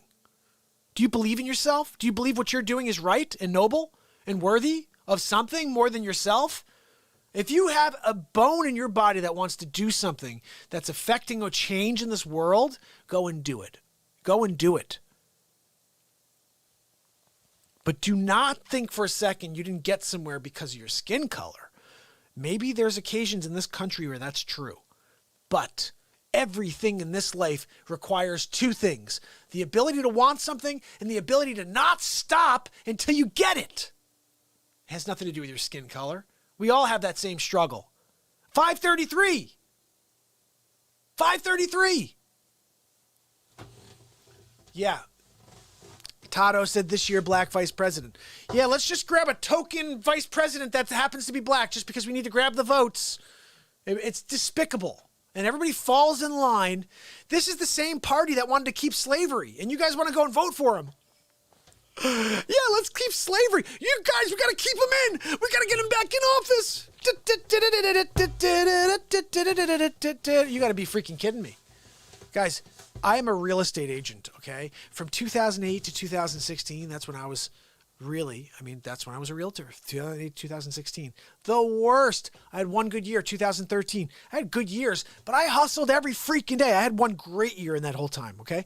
I had good years. I had one great year in the 10 years that I was there, 8 years with Obama. Since Obama left office, I collect more money. I don't have to give the government as much. And gas prices are low. Do I have to keep going? I don't give a crap what the hell the guy says. In fact, I laugh. Why are you not laughing? The guy is freaking hilarious. He is hilarious.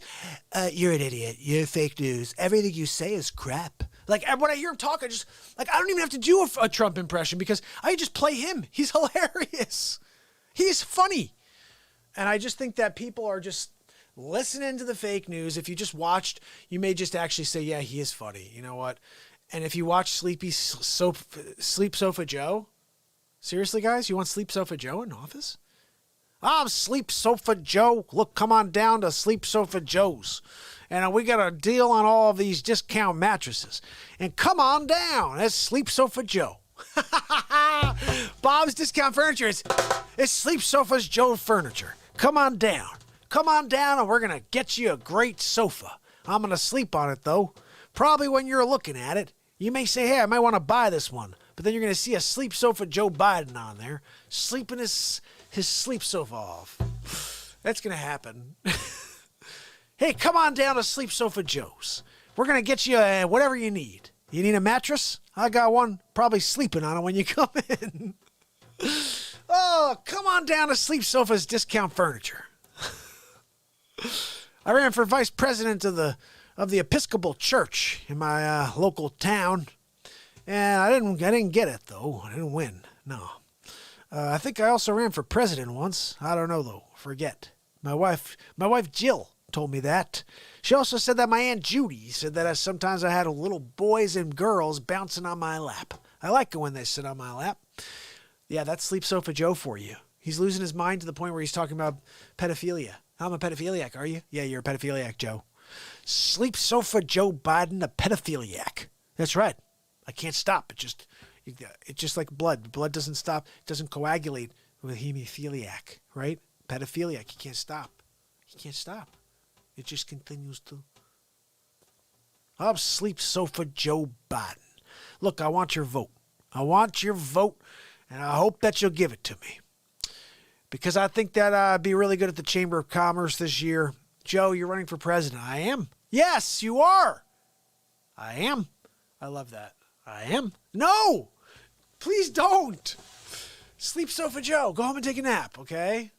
Like, I love your basement. Like, I got the basement thing going on here. Hey, look. Thanks for having me on, George Stephanopoulos. Look. My Aunt Judy told me I could come over later, as long as we social distance. She got a couple of young kids. They want to come over and run their hands up and down my legs. You see, my legs, they turn wet when it's in the water, and the kids really like to run their hands up and down it.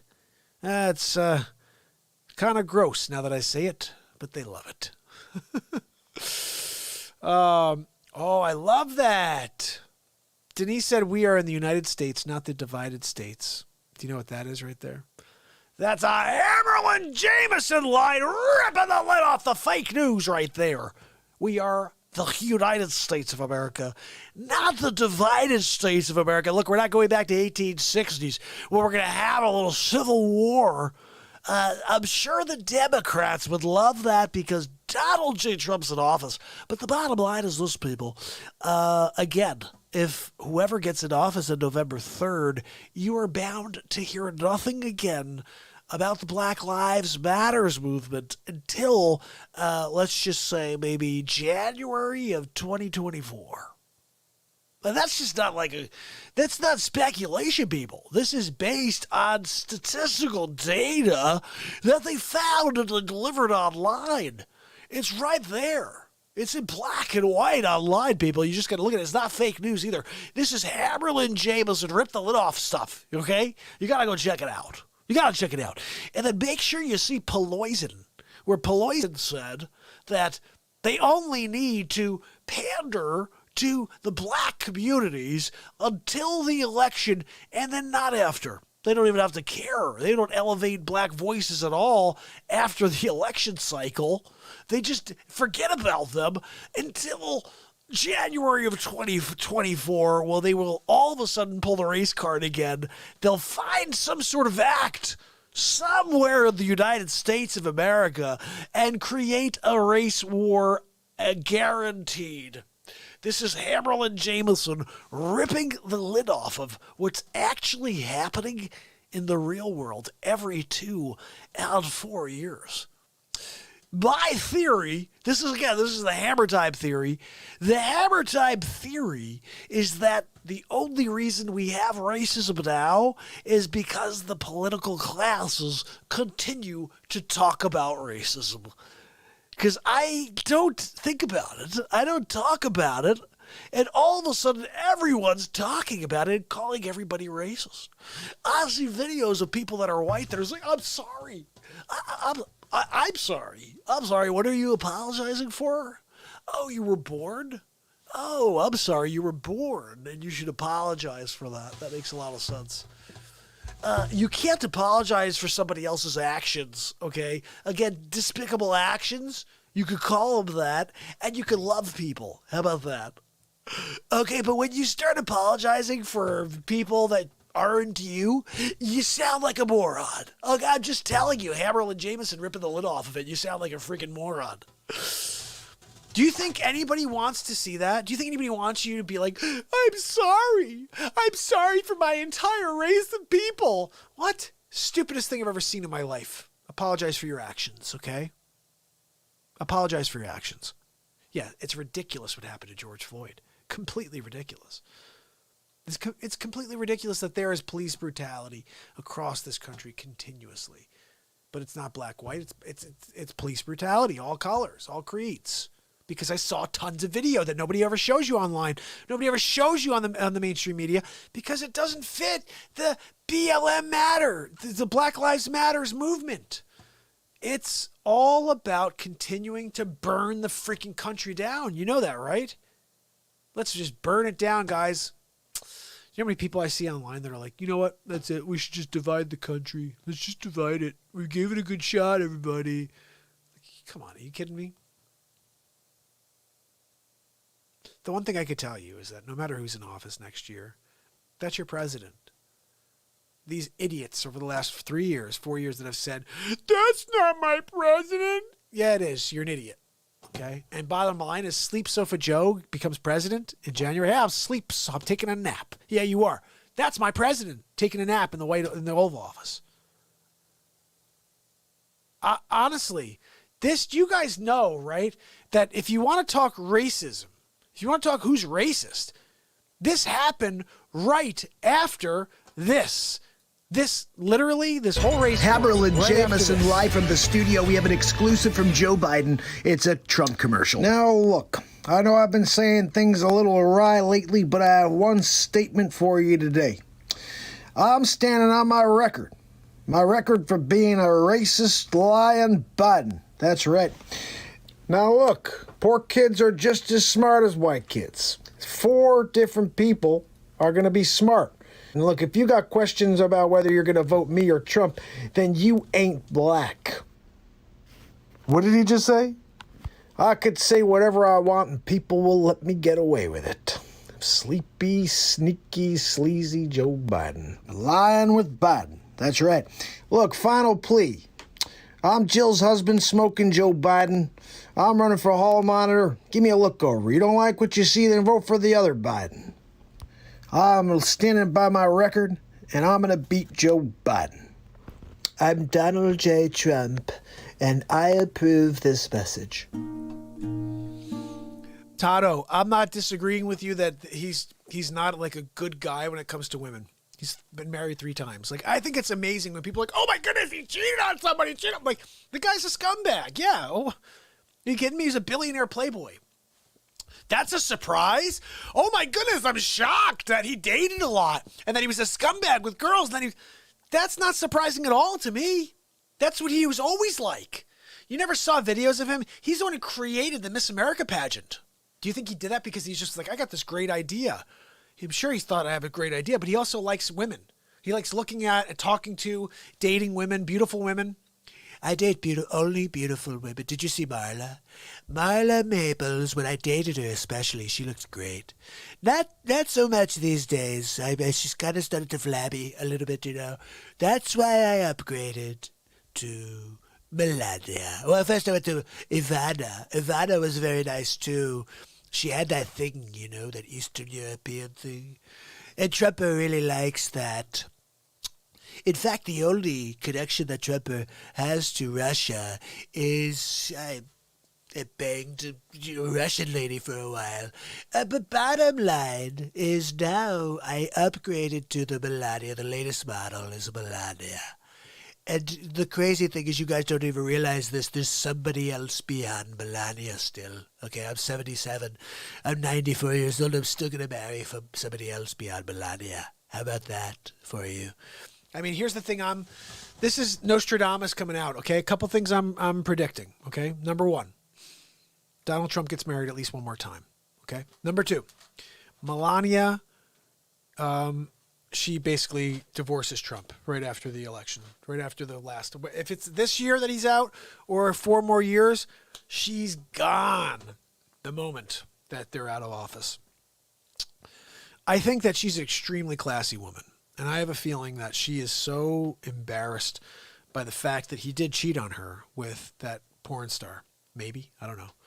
Chippy said Melania will be his. Listen, Chippy, I wish you luck. Tato says that in January, there's a 13-year-old who's grown up now testifying to Congress about Trump slapping her around and having his way. I'd like to see the testimony. Absolutely. I would also like to know who they voted for last time and the time before. If they say they voted for Trump or they say they voted for Mitt Romney, then I definitely would be credible. If they say they voted for Obama twice, I'm sorry. I'm not going to even pay attention to that garbage. It's amazing to me how much like people are going out saying stuff just to create the drama. This person right here could very well have had that happen. We'll find out. But people are doing some crazy stuff because they're just trying to create the breadcrumb. Breadcrumb becomes the story. If you guys did not see Pelosi, this is her. This is not a face swap right here, guys. This is Nancy Pelosi right here explaining what the Democrats do. You demonize, and then we call it the wrap-up smear. If you want to talk politics, call it the wrap-up smear. You smear somebody all right, watch this. With falsehoods and all the rest. This is crazy. And then you merchandise it. And then you write it, and they'll say, see, it's reported in the press that this, and this. So they have that validation that the press reported the smear, and then it's called the wrap-up smear. Now I'm going to merchandise the press's report on the smear that we made. And it's a tactic, and it's self-evident. Oh, it's self-evident. Look what we were doing to Trump. That's what she says right there. They cut it off right there because they didn't want it. The next line's probably even worse. It's self-evident because look what we're doing to Donald Trump. We've destroyed him with fake news and falsehoods in order to create a narrative. And you guys report it. And then it gives it validation because people are out there saying, yeah, look, it was in the news. She just said, this is her, guys. You want to say that anything is fake? It's the news. And she's telling you why right now. This was 2017, guys. A year after Trump was in office. It's self-evident. Self-fulfilling prophecy. You demonize, and then we call it the wrap-up smear. If you want to talk politics, call it the wrap-up smear. You smear somebody with falsehoods and all the rest, and then you merchandise it. And then you write it, and they'll say, see, it's reported in the press that this, and this. So they have that validation that the press reported the smear, and then it's called the wrap-up smear. Now I'm going to merchandise the press's report on the smear that we made. And it's a tactic, and it's self-evident. I freaking hate her stupid face when she has that dumb grin. Do you see that dumb? It's a tactic. Imagine if Trump or somebody from Trump's crew got up on in front of a crowd and they said, yeah, we create falsehoods and you guys report on it and creates validation. And then people are like, yeah, it happened. Look, it was in the news. It's called the wrap-up smear. Yeah, it's a tactic. It's self-evident. We're destroying this guy with it. Can't you see? USA first. Yes. My brother, my sister, or my brother. I love you. I'll tell you something, all right? USA first. I'm getting a lot of flack. I'm getting a lot of flack for finally speaking my mind and for expressing myself with truth. Okay? I'm not going to sit here and tell you guys that something's not what's... That's why we have Hammer and Jameson are ripping the lid off of it. Okay? We can't tell you guys falsehoods here and then have you report on it so it becomes validation. No, I'm sorry. That's not going to happen on the Real Talk program. What we're going to do is tell you the truth, always, okay? And we're going to win big league, okay? I have Pensy and Pocket Dial. Pensy, it's Donald. How are you? Hi, Mr. President. How are you? Well, look, Pensy, we're up against it this time. We're really up against it, this race war that Soros started. Look, Pensy, can you call Soros? Let's get him on a three-way call. Right away, Mr. President. Hold on. Mr. President, I got George Soros on the phone. George, it's Donald J. Trump. Hi, Mr. President, it's George. That's freaking George Soros right there. Dead on. George, you sound like you took a crap in your mouth, and you used razor blades in the crap. And while you're swallowing it, you're scraping more crap off of your interior lobes. That's right, Mr. President. Yeah, George, you're a creep. Creepy George Soros. That's what I say. I'm just saying. I didn't know what he sounded like until I did the face swap. I did this face swap, and I was like, that's what this dude sounds like? He sounds like freaking... You're about to see what he sounds like. I don't want to tell you. because if I tell you, it gives away the last 2 seconds of this clip. Here we go. And USA first. You're new to the show. Hope you'll enjoy this. I do these all day, every day. This is my clip from a little bit back, maybe about 2 weeks ago. Ladies and gentlemen, the scene is set. Number 2. Dr. Evil. Vladimir Putin's on the phone. Dr. Evil, it's Vladimir. We have the news. Well, it's really good to have you on the line, Vladimir. I'm so glad that our plan is working. Right now is good mission. Is an American run. Look, all I want you to know, Vladimir, is that we have to put the pressure on. More cities. They riot in the street. Good. Now to part 2, our secret weapon. You know who I'm talking about. Let's get him on the line. Dr. Evil. George Soros is on the line. George. Dr. Evil. What's the deal? Can I play too? What you got going on over there? Give us the scoop. I want to play. Let me put you on speaker. Yep, here we go. What do you got, George? I'll put money in as well, and we could take over the solar system. We have to find a way to stabilize Donald Trump as well. Bring Trump Walker to me. I will turn him, Or I will destroy him. I love... Soros is Palpatine. I mean, I wonder, was that him under all that makeup in the real movie? Because I feel like they were typecast. They're like, hey, we need to get George Soros, so we need to get Palpatine to sound like Soros. I wonder if Palpatine listened to some audio of Soros. They're like, look, we need you to sound like this creep. Can you do that? Can you sound like this creep right here? Palpatine. Like, woof. Jeez. That guy's a real craphead. You know that, right? Guys, I want America to do well, okay? I'm not going to allow these people to hijack our country again and bring us back into freaking ruin. Nobody was doing well under Obama, except for a group of people that, like the Trumps of the world. This guy's a billionaire who was like, I'm going to go and change things because I shouldn't be the only one doing well. As I said, 21% tax rate. That's pretty cool. I don't like the 35% crap that we had with Obama, okay? I don't like the $4.38 I was paying a gallon for gasoline when Obama was in office.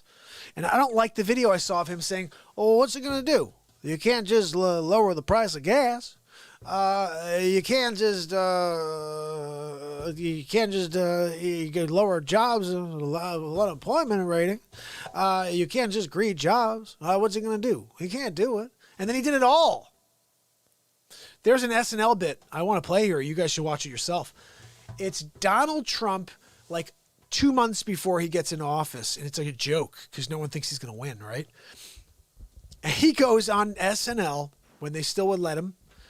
And when they did respect the guy still, he goes on and he just has a ball. He has a great time. He goes on, he's like, look, we're going to win big league. Hillary Clinton, look, she should be in jail, right? I mean, come on, Benghazi.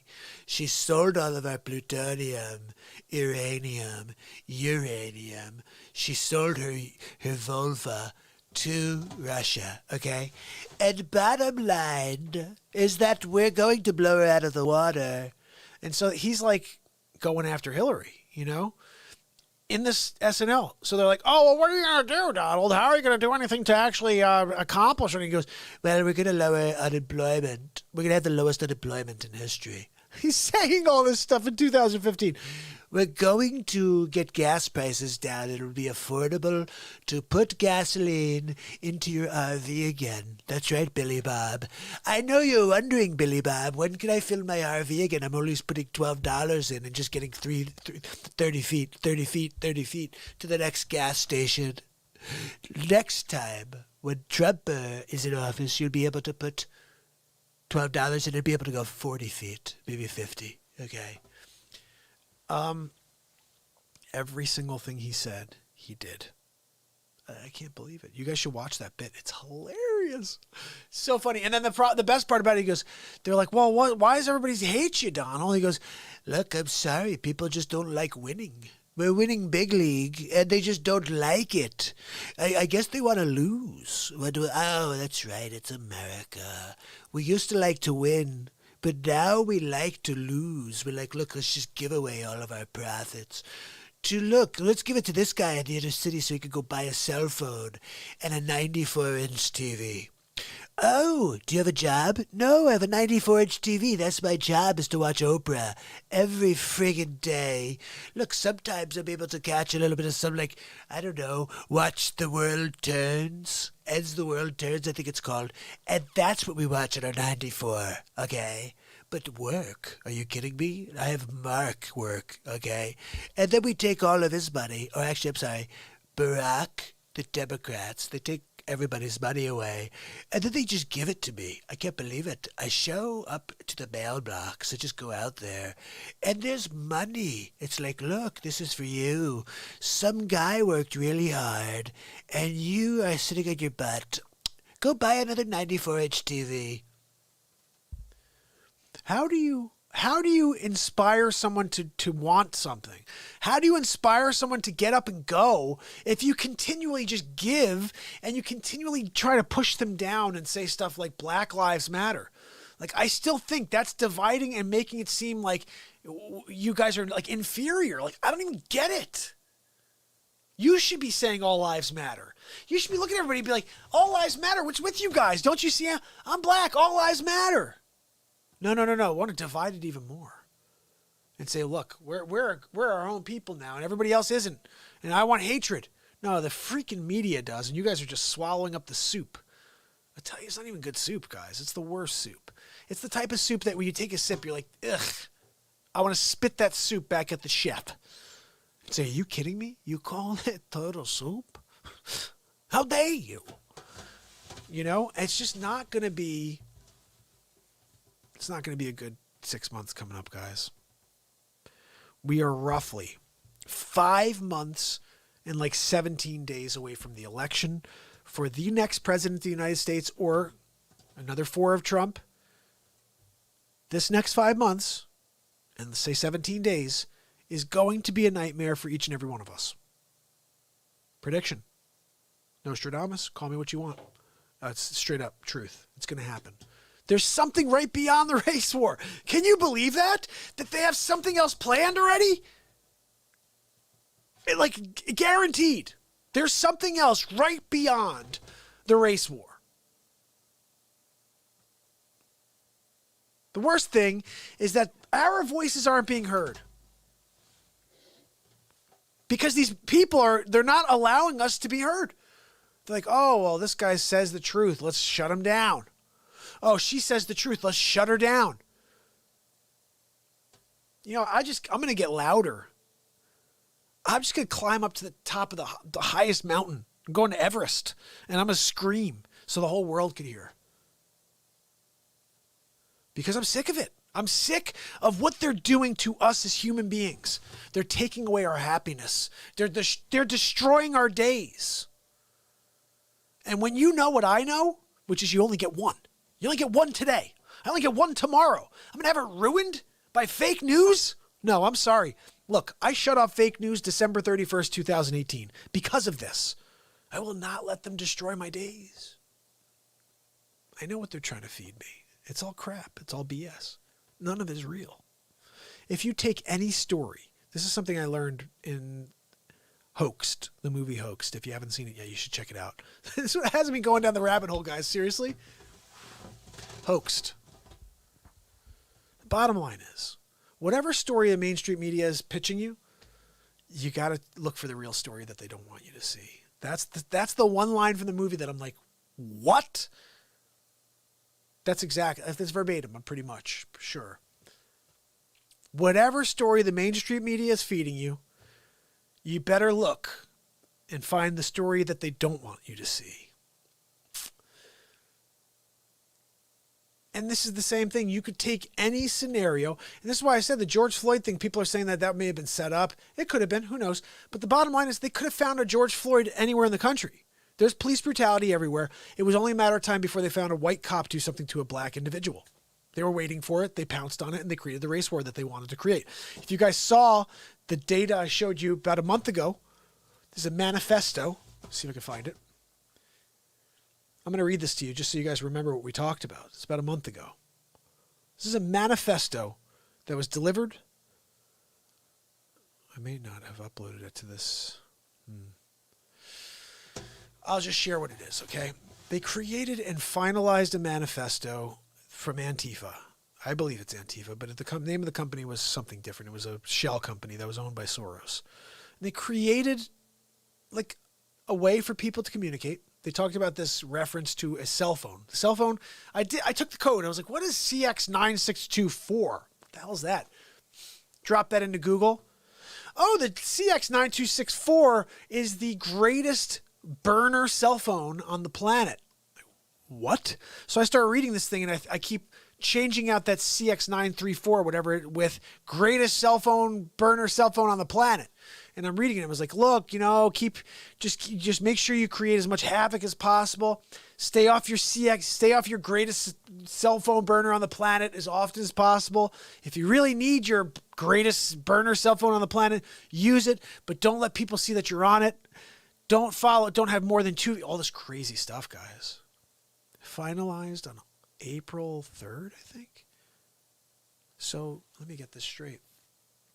The race war was finalized on April 3rd, somewhere around that date, okay? And we had it begin in May. That's real. I showed you the data. I showed you the documents. I don't have them here. I'll show them tomorrow if you want to see them again.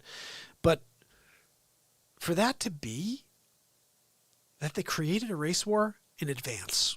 They knew. All they needed was the case. They need to find a George Floyd. The real story is not as powerful, so they don't tell it.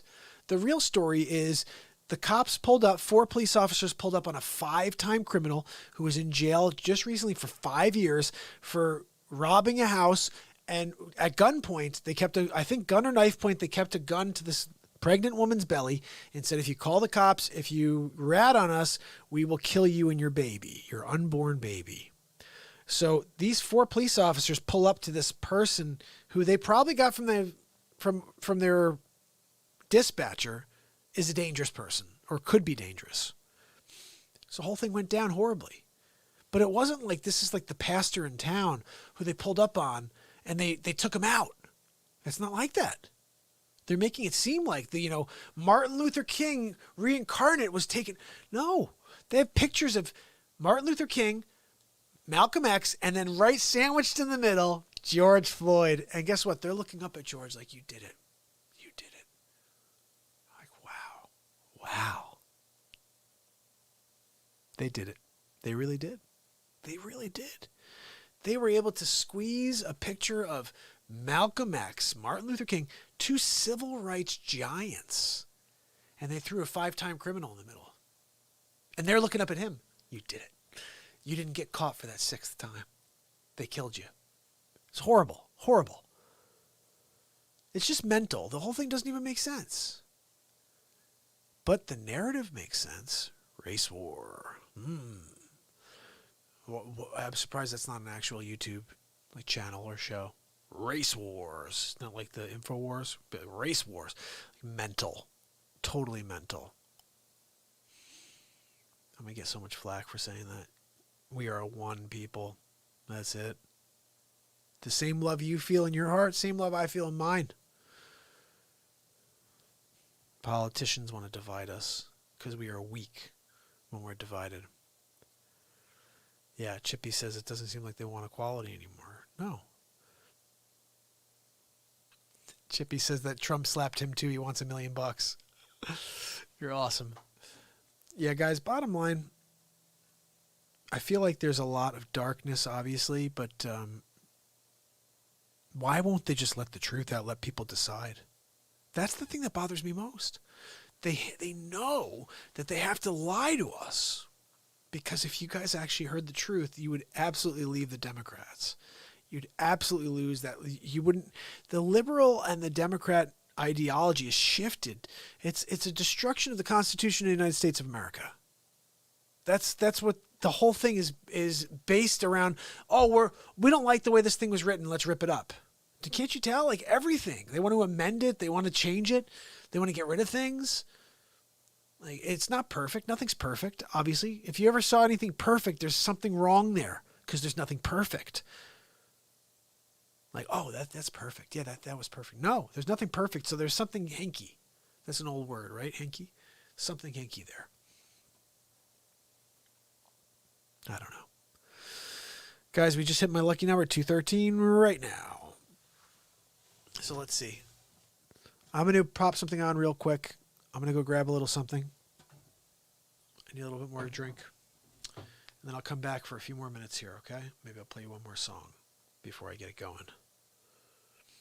Hammerlin. It's Hammerlin Jameson. Look, people, I want you to understand something. Okay, we're winning big league. A little bit.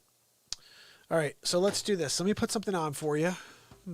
What should we do? Shadoop shaboo. You know what I'll put on for you? This is going to be the Jack Nicholson. This is going to be a little something for you, okay? If we can find it. Here we go. It's Al. Al, it's good to hear your voice, Al. Why don't we give Jack a call? We should call Jack. Let's give him a ring, see how he's doing. Look, I'm gonna give him a call right now. Hey, Al, how you doing? We got Christopher Walken on with us, too. Jack, how are you? Chris, Al, always good to hear your voices. I'm here, quarantine. Yeah, it's been wild. Georgianne and I were trying to find activities to stay busy, but honestly, not much to do here when Connecticut, where I locked down. Well, I'll tell you, I'm really worried about what this COVID's gonna do. I just want to be honest with you. We're screwed. Who knows? The COVID is crazy. It comes after us all. You don't know. You have no idea. How you feeling about that? I'm not feeling too good about that, Al. So, Jack, what have you been up to? What are you doing with this off time? The Lakers aren't on. A little pissed off about that. And now, no hoops. So what have you guys been up to? I got a script I'm working on. Yeah, it's called Trump Takes Over the World. I'm thinking about playing Donald Trump. Been working on the voiceover for it. Check this out. Oh, I'm Al Pacino. What do you think? It's not your best work. It's not for you. I want to get back out there. Look, we should do this more often. It would be great if we can somehow get out of these houses and meet somewhere for coffee, perhaps. Maybe a steak sandwich. But I can't leave my house. I'm in quarantine. I get it. Hey, look, guys, I gotta get going. Beverly's gonna be home soon. Kid's gonna be here.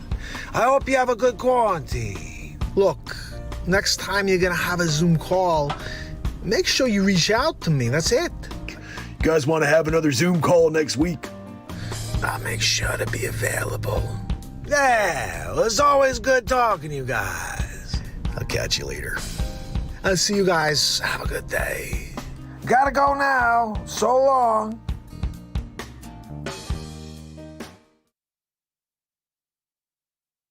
I'm just looking here at some of the comments that came through. Yeah, Chippy, I see what you're saying here. You know, I don't think it's necessarily human nature. I think what it is, because you're right. I don't think multicultural societies have ever worked since man has existed. The reason is, I'll tell you. People immediately distrust something that doesn't look the same as them. It's just the bottom line. So what happens is we have gotten caught up on black-white, but the bottom line is it's all difference. Someone can look like you and isn't the same as you, and then all of a sudden you have a distrust. It starts with distrust, okay? And I think it starts because you see something that's different. Now, if you realize that different's good, different you want. Different is interesting. But that's not what the world's telling us. They're saying different, we want our equality. What? You are equal. You're the president for 8 years. What the frig are you talking about? You have your equality. We are all equal. In the law and the eyes of this country, we are all equal. It wasn't like that 34 years, 10, 5, 10, maybe 30, 40 years ago. I grew up in a society, like I said, I don't get it. I've been alive for 533 because I love everybody. So for anybody to say that everyone's racist, it's stupid to hear. It's the same as someone saying that one religion is the right religion. It's stupid to hear. It doesn't make any sense. It's about how you treat people. It's about your actions. It's about the color of the light coming out of your heart, not the color of your skin. I'll say it every single day until I lose the ability to speak. Hannity is walking. Wow, look, we're going to do a little Donald Trump tonight. He's coming on the show to talk to Hannity. You're hilarious. Let me play you something real quick so I can finish my little bite to eat. What do we got here? Give me something, Mark. What do we got? Trump to greatness. What's this? This was just yesterday or 2 days ago. Well, Biden Antifa, this has gotten a lot of... This is Denise's idea. Good evening. Tonight we have a very special interview. Joe Biden, former vice president and the presumptive candidate for the Democratic Party of President of the United States in 2020, joins us to discuss the rioting and Antifa. Bridget Firestone sits down with the vice president. Thank you for your time, Mr. Vice President. Well, I'm glad to sit down with you. I'm happy to talk to you about my campaign, about Donald Trump. Can we talk about Antifa? Antifa? Well, I'm not sure how everybody keeps talking about my Antifa. I'm sick of people trying to put shade on my Antifa. Okay, she's a good lady. She never done nothing wrong. My Aunt Judy told me that too. She said, look, I'm telling you, Antifa's got nothing to do with this. Leave her out of it. You got a problem with anything, you could talk to Smoking Joe Biden. Well, everybody keeps saying that Antifa... Look, I'm telling you now, my Antifa's got nothing to do with it. Look, straightforward question, are you against Antifa? Do people want to know? You're talking about my aunt. She's a very fine lady. Okay, she makes a good meatloaf, and she likes to call her kids Pudgem. I'm not really sure what Pudgem means to this day, but my Aunt Tifa's a nice lady. Okay? Next question. I'm talking about the group Antifa? I don't know. I thought you meant my Aunt Tifa. Look, if you're talking about a terror group, I'm against it. If you're talking about my Aunt Tifa, I love her. 100% fantastic Aunt Tifa. Ah, Dane! Dane, I'm so glad to see you, buddy. So check this out. The other night you popped on. Okay, so let's try to go over the timeline. Your wife came on, or you came on for your wife's birthday. We played the documentary that night, and I didn't get to a song. So upset. I'm driving the next day. I was thinking to myself, oh my goodness, I didn't get to the song for Dane's wife. So the next day, you popped on. We're in the middle of the show, and you're like, hey, what's up? You said something, and I'm like, oh my goodness, Dane is on. I have to play this song for Dane's wife. And I think you went off the air right then, buddy. I killed a song for your wife, Esther. You have to go back, okay, that night. I think it was the day after her birthday. Just scroll the show and find it. Oh, my goodness. I got to go listen to it myself. It was so good. And play it for her, please, because I played it for you. It was a song from you to her. It was weird. I wrote a song from you to her that night. And I was like, oh, my goodness. I'm in the middle of playing it. I'm like, holy cow. I really can't wait for Dane to be like, thank you. That was so cool. And you weren't there. I was like, no, I don't think you heard any of it. So please do go back to the day after your wife's birthday. Scroll through the show. Probably like maybe an hour in, hour and a half in. We got to that. There's a song about Esther. So I keep saying I got to tell Dane when he comes back on. I hope you're on right now and you heard that, buddy. Let me see. I can actually tell you if Dane's on right now. Let's see. Yeah, he is.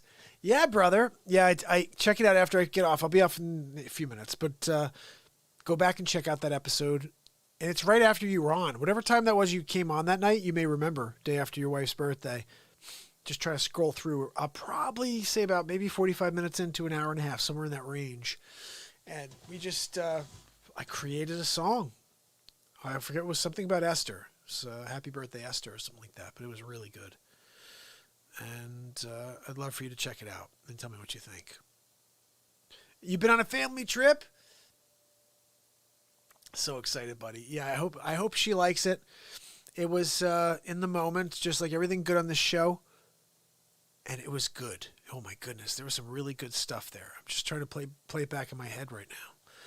So I'm looking forward to hearing what you have to say and what you think of it. I just love that this happens. Like, I was also, the other thing, Dane, check this out. My podcast just went live, number 65, okay? Podcast number 65 is now available. It's free of charge on any platform. And right in the middle of the show, I hear Dane ask me to play this song. It's Gotta Be Somebody's Blues. Do you remember this, pal? You go, hey, can you play this song? It's by whoever, I don't know. Still don't remember who you said it was. And you said, can you play I Gotta Be Somebody's Blues? It's Gotta Be Someone's Blues. I said, I don't know it, but I have this motto on my show. If I don't know the song, I have to create the song. So we created a song called It's Gotta Be Somebody's Blues. It's fire. And it's on the podcast. If you go check out the podcast, it's about 2 hour and 40-minute podcast. But it's free of charge, guys, while you're in the car driving. You guys can check it out right now, Dane. If you're in the middle of driving and you're in a family trip, go get the Mark Pyers Real Talk podcast. It's free of charge on any network. And it's podcast number 500. That was the one where it happened. And I'll probably, I won't be able to drop the one I did for your wife because I haven't been recording my show. It's just been streaming lately. But that one was recorded. That song was fire. It was Gotta Be Somebody's Blues, if you remember that one. Yeah, Dane remembers. Oh, cool. I'm so excited that you guys are going to check it out together. And happy birthday again. I'm so sorry, though, I didn't get to do it the night of your birthday. It would have been awesome to do that. But it's funny, I said this. If I tried to do it the night of Esther's birthday, it wouldn't have been as good.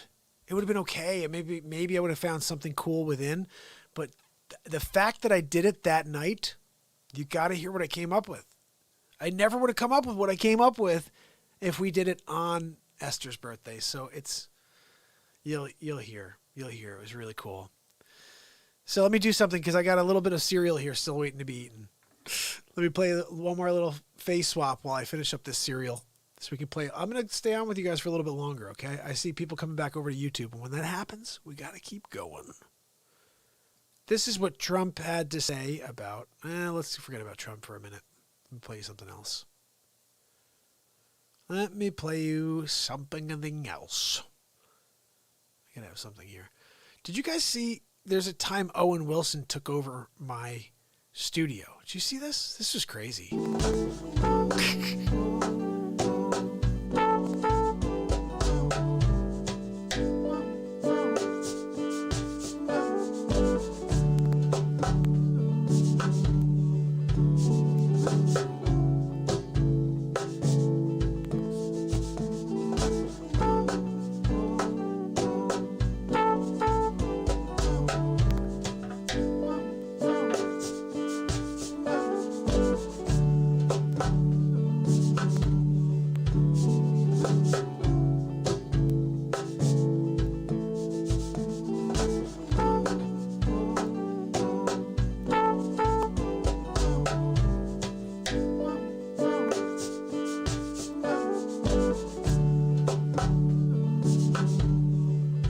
I mean, what the heck is this?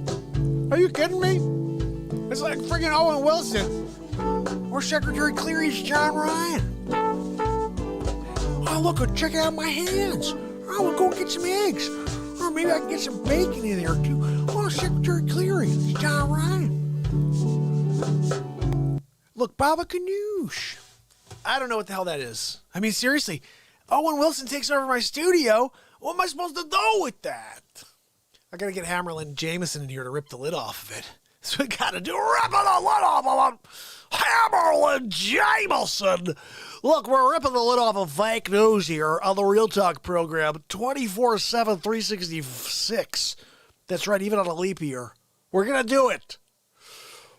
And now is it with a leap year 366 or 364? No, it's 366, right? Yeah, Dane, go check it out, brother. Let me know what you think. And if you guys are on for the first time, head over to YouTube, subscribe and ding the bell. That's where Denise is. That's where Chippy is. That's where all my peoples are, okay? And we're building it out over there. I think we're starting this thing. I don't know. I feel like it's been chanted. I'm hearing it in my head. The Real Talk Army. I don't know. An army of light. I'm seeing it. I'm feeling it. I'm breathing it. I don't know. I don't know about you guys, but are you up for that? You guys up for joining and becoming an army of peace and light and happiness and truth and shutting down the fake news together? What? That's what I'm talking about. Like, I'm not interested in going at it alone. I'm coming out here to join hands with you. I'm proving that we're going to become one.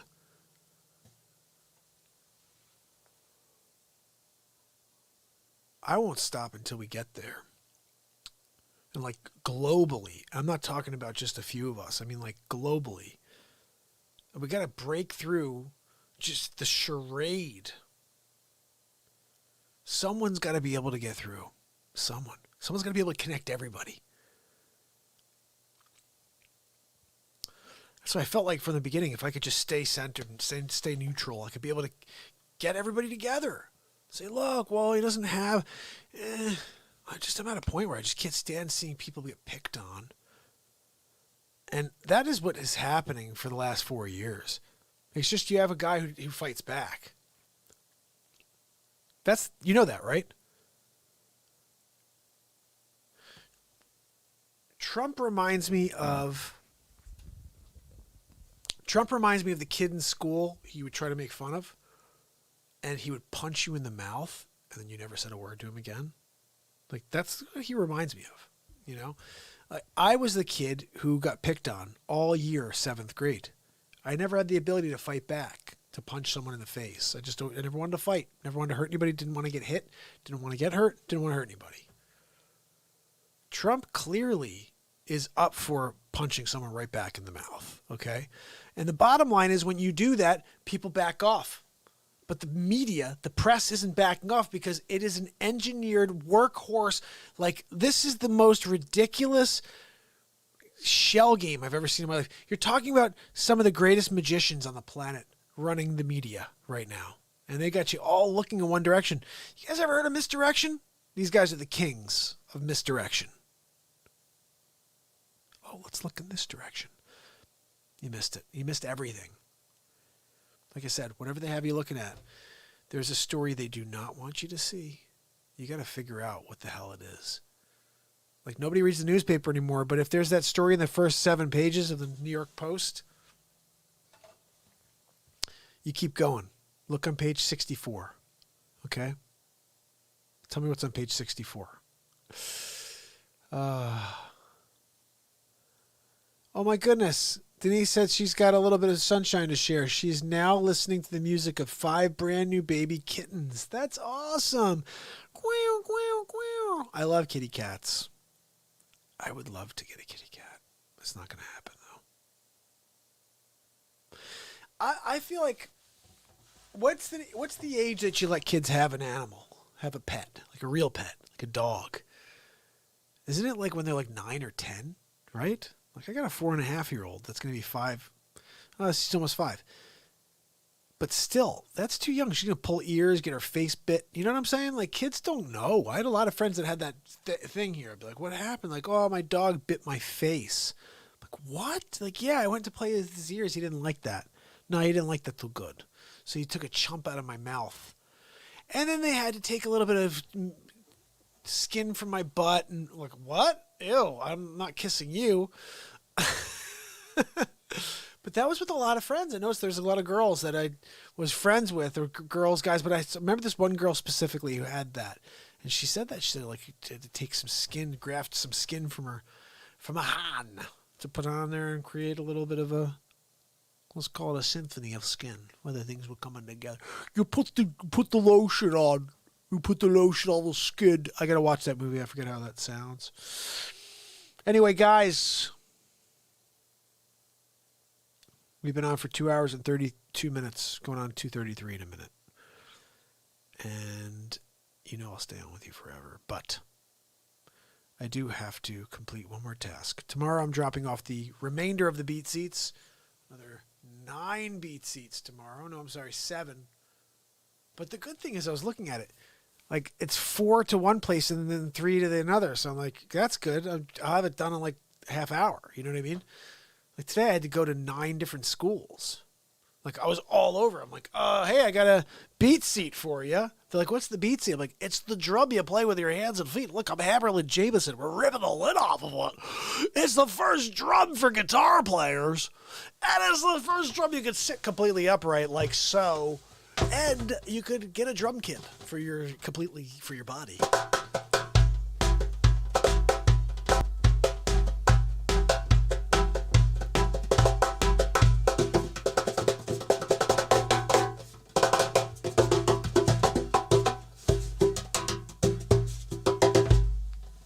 The BeatSeat. Bottom line is, it's 1:20 in the morning. I got a family asleep upstairs. Yeah, I'm in my basement. I threw up my backdrop in the basement. Yeah, I got a stand-up bass over there. I see the air conditioning duct. What the frig do you want? You want to build me a studio at home? Go to my Patreon account. Support the show, and I'll build a studio at home. But for now, I come out here to just bring some light into this world, and we work with what we got. All right? Bottom line, we work with what we got. So I don't want to hear, oh, what are you in the basement? Maybe you should get something else to block the piece of wood sticking across the back behind the backdrop. Yeah, want to come over and build it? Want to come over and create a backdrop for the backdrop? Okay, good for you over there. I'm over here now. I'm not in my studio, okay? I'm in my freaking house in quarantine. Okay, this is called quarantinement. You gotta be quarantined. If you're not quarantined, then the freaking backdrop doesn't mean a thing anyway, okay? I was laughing about that. They're like, yeah, you know, where are you? Where are you recording? Are you in your basement? Like, you should really get a backdrop behind the backdrop because we can see that you're in your basement. I'm not trying to pretend I'm somewhere else. I'm in my freaking house. I'm in quarantine. Hello? Oh, look, Mark, he went down to Fox News Studios to get his radio show on Fox News. That was Daryl and Jay ripping the lid off it. Look, I'm in my studio. I'm at my freaking house, dude. My kids are asleep upstairs. No, I'm not going to put it into a room that has sheetrock everywhere and a sheetrock ceiling, and my kids are 4 feet away. And so I could be like, okay, guys, look, I'm live with you right now, but my kids, I can hear my kids snoring right through the wall. We can't talk too loud, though. Okay, I don't want to wake them up. My wife is right through there. I thought, guys, I have to talk even lower because she's light sleeper. Okay? No. I'm in the Basamente because we can get in and we can rip the lid off there with Harold and Jameson. And we can't do that anywhere but here. The makeshift studio. The Basamente. And right behind this wall is where I build BeatSeats. But now we're kind of putting that behind us. I'll tell you something. I went to pick up 2 BeatSeats from the manufacturer, the guy that we're using now. Holy cow. First of all, he made them out of maple, which I love. I love maple. And so I'm looking at these things. I'm like, oh. I'm looking at the one I built, and I'm like, eh. And then I look at his, I'm like, oh. And I look at mine, I'm like, eh.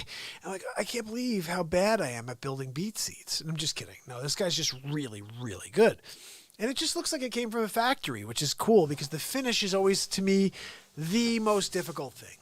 I always say, when you get a BeatSeat from me, it's got some character. You're going to find something on there. Be like, what's that little indentation or what's that little piece of chipped, whatever.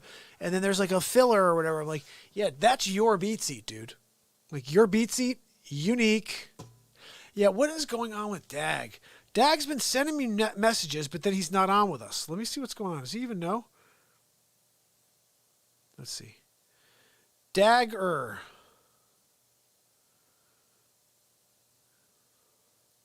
We are missing you again, buddy.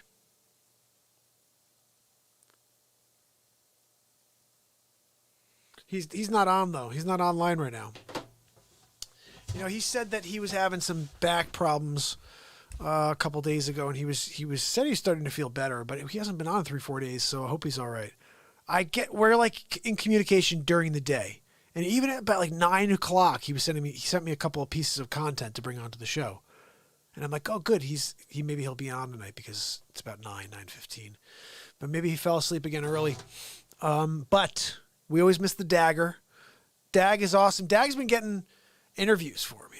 He had Mariam on last week. Mariam's going to come on hopefully next week again for an update. HammerTime,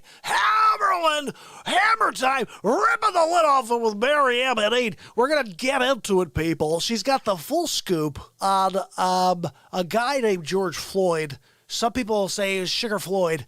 Maybe they called him criminal before. Now they call him hero. They call him Dr. Martin Luther Floyd King. And look, it's an affectation I didn't realize you got just by going to jail 5 times and then having a horrible crime happen. Typically, they just ignore those people and they just sweep it under the rug. But not this situation that happened to work perfectly, that they had a race war lined up for the George Floyd occurrence. And was it a good thing? No, it was absolutely horrendous. The entire planet thought so, but they still created a race war. So that tells you the narrative will always play. I mean, seriously, you guys know that. Nobody out there was like, oh my goodness, he was justified. Everybody was like, what a piece of crap scumbag this Chauvin guy is. So again, race war is just a better narrative for the media. It gets those ratings up. Freaking jerks. Like, seriously? We got to get Hammerlin to take over. Because if we can get Hammerlin to take on Don Lemonhead and take on MSNBC, take on Fox News, wow, that would be amazing. Hammerlin James, look, we're in the studio, Real Talk studio. It's Real Talk News, guys. Look, we're ripping the lid off of it. Every day, all we're doing is ripping like a mofo. We're pulling, and we're ripping, and we're getting into brawls. They're truth balls. Truth balls or truth brawls, whatever they are, they're pretty severe and large. Okay? And when we get going, there's no telling what's going to happen. Sometimes we win.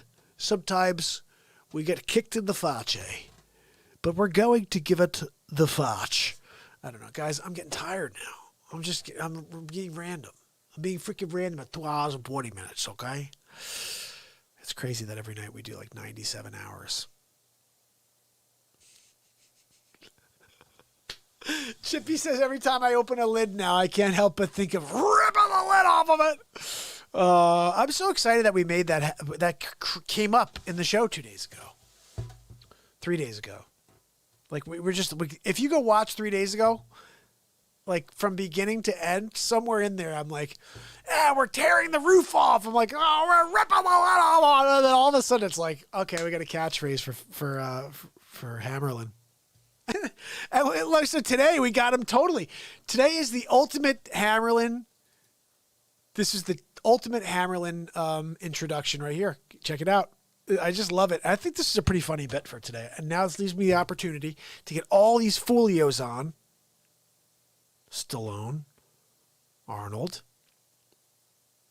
Peter Weller. Hammerlin Jameson in the studio, ripping the lid off.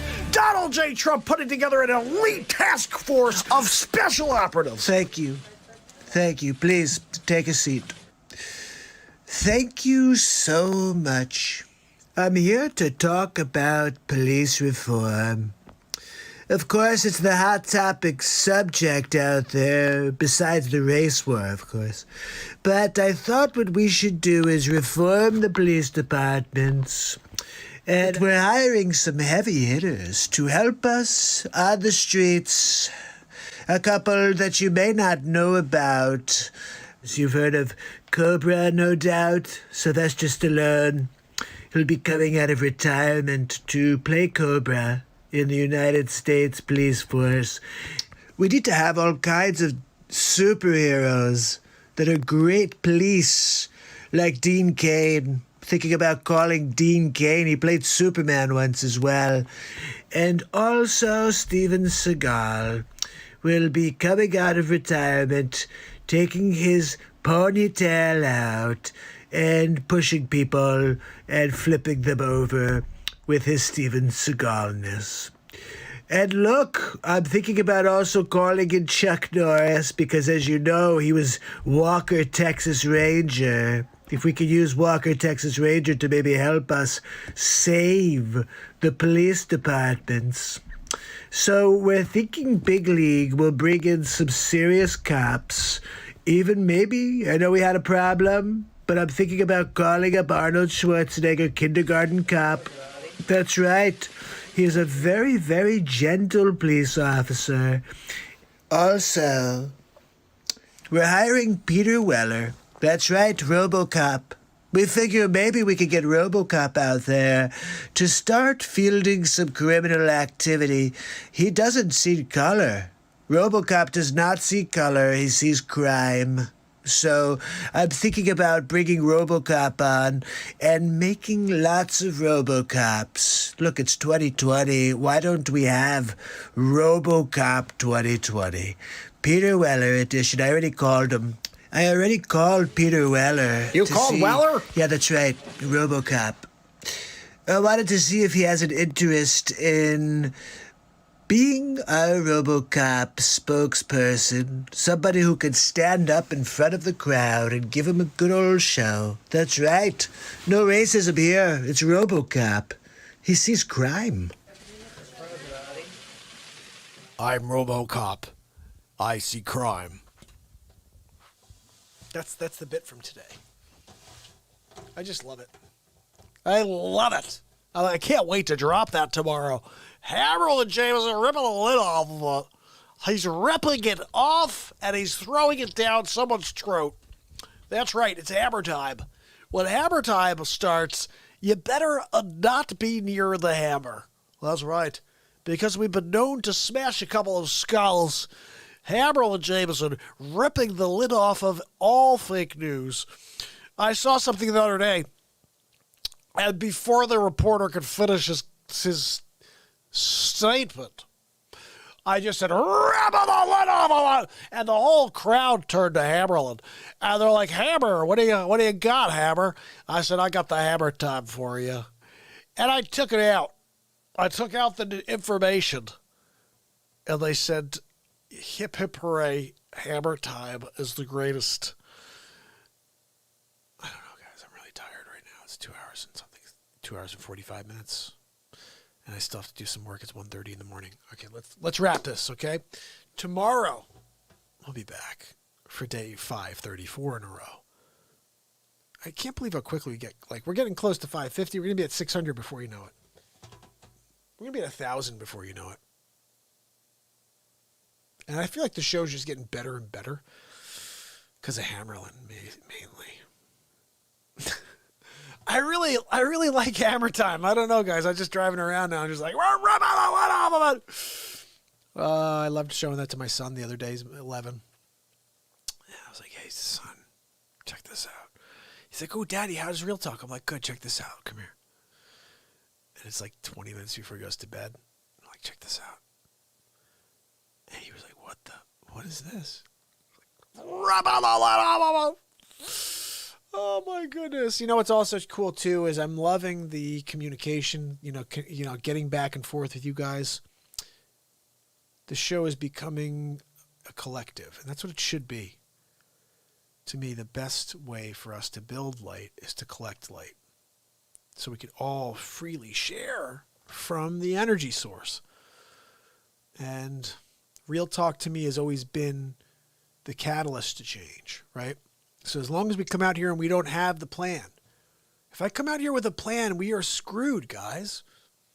If I come out here with a script, it would be good. But it's not what this show is about. I used to love reading a script. But on Real Talk, I love letting the magic of the moment happen. That's my favorite thing. And the sad thing is, there's so many great moments in every show, and I don't have the capacity to go back and clip out the really great stuff, like the 2-minute clips and the 5-minute clips. Are just like, whoa, what a power moment, you know? I used to do that, and I drop it on Instagram, and I drop it over and blah, blah, blah. And now it's just like, I just don't have the time to go in and watch the 4-hour show we did last night, and then take out the great 10 or 15 2-minute clips within that 4 hours. There's a lot of great songs in there too. It's like, man, what I really I got to figure out how to do is hire someone or get someone who loves the show enough to start clipping the great stuff. They can just take the great clips and just start dropping them on the pages, Discord, wherever, just get them out there. The more we share the content, the better the chance people are going to start to actually absorb it. I feel like if we're putting out light and people start to absorb the light, they're going to want more, right? So if we just continue to offer it, we're going to start to get closer to fulfillment. And I realized today that that's the name of my book. So, when I get to it, when I finish it, 13,000 words in, but when I finish it, that's it. Yeah. Because that's what I'm here doing. This daily, just trying to continue to fill the soul. Create strong moments, people. Remember that. Hey, buddy, how are you? Adam, I think it's Adam. How you doing, pal? I'm glad you made it on, buddy. I've been live here for 533 days. I'm glad you found the channel or see the channel. TrumpSquad, look. Bottom line. Oh, you know what? I love that idea, bud. It's funny. I had a couple people who say that before, have come on before to my Twitch channel and say, I want to build you an overlay. And I'm like, dude, please. You know what I mean? Yeah, you know what? Can you send me a link, buddy? Send me an email, mark@markpyersrealtalk.com, because I was just saying, my website is not good. My BeatSeat website is not good. I need to get someone who's like really good at design and understands the sales side of it. Like the BeatSeat, just so you see this, buddy. This is the drum you play with your hands and feet. First drum you can play with your hands and feet.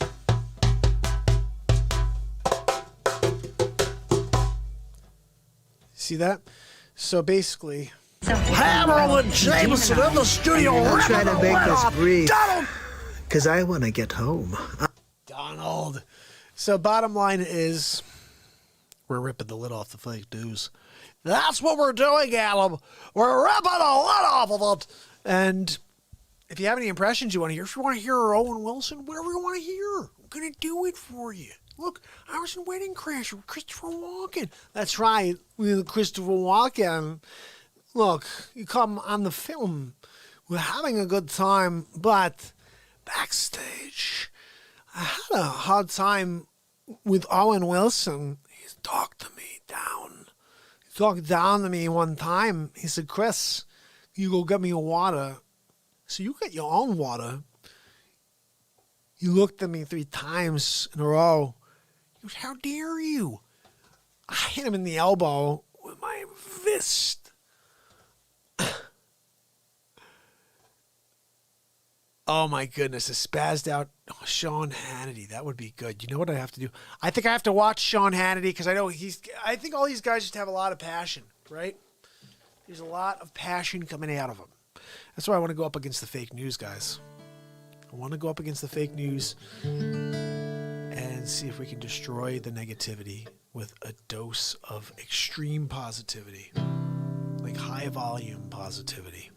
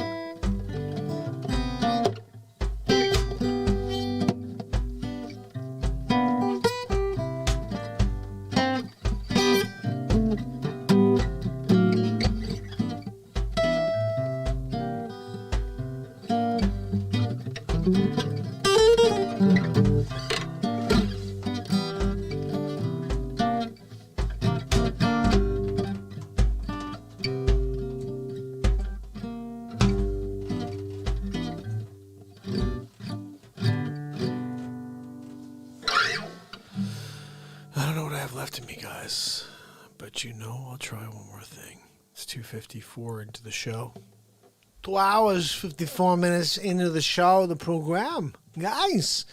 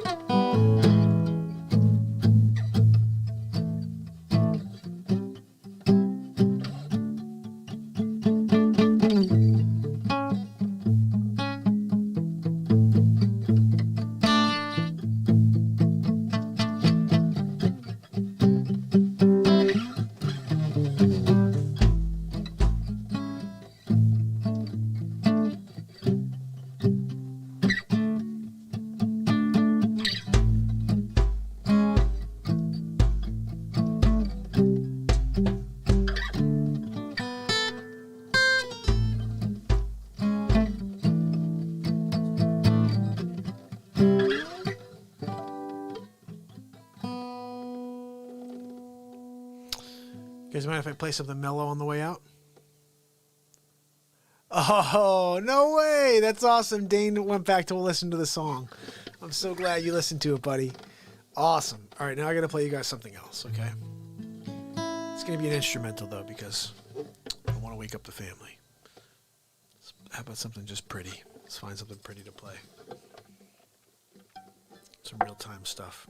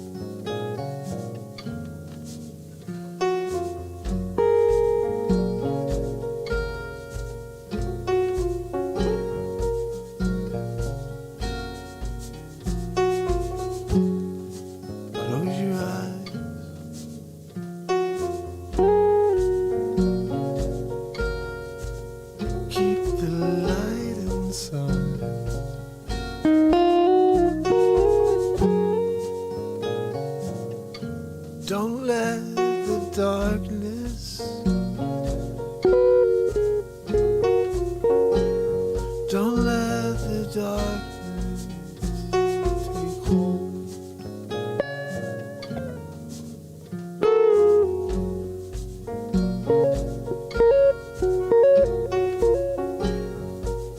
They're trying to break your resolve.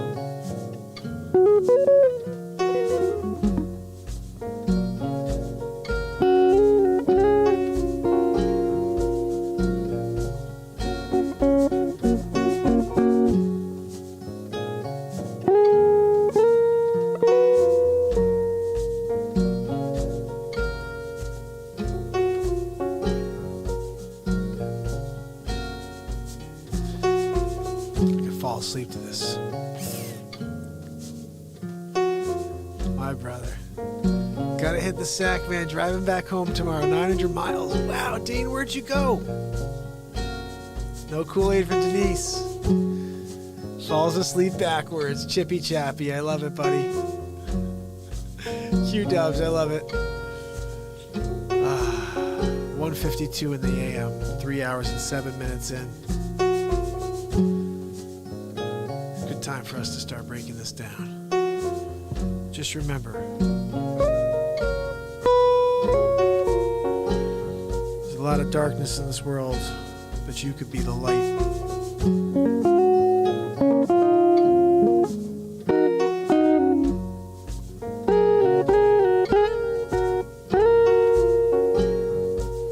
Do you want to be the light? I sure do.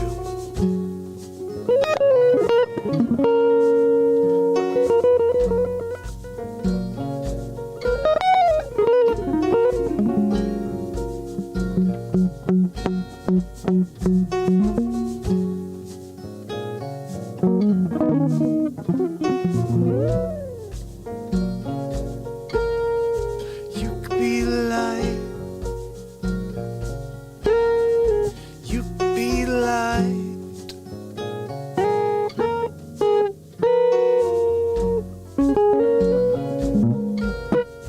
You could be the light.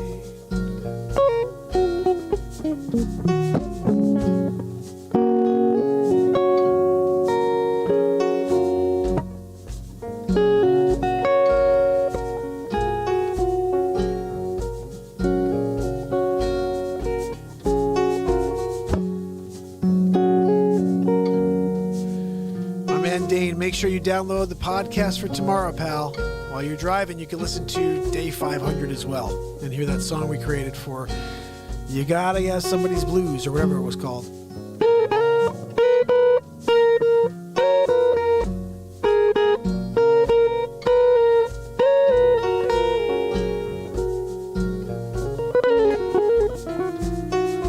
I'm going to try to go nutty here at the end of the guitar. Okay, here we go.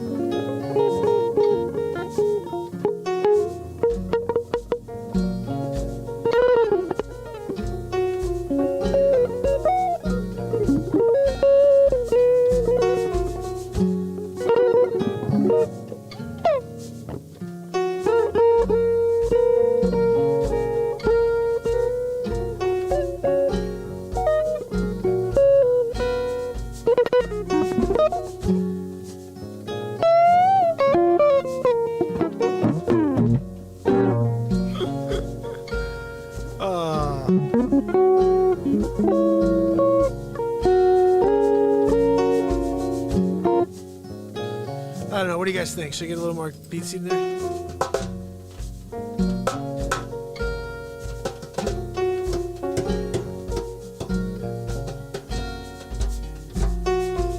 I think that's probably enough for tonight, guys. So close your eyes.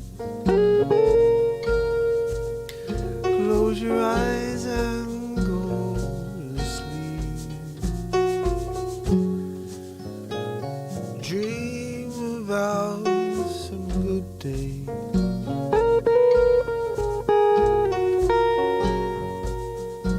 Don't let the darkness take you away.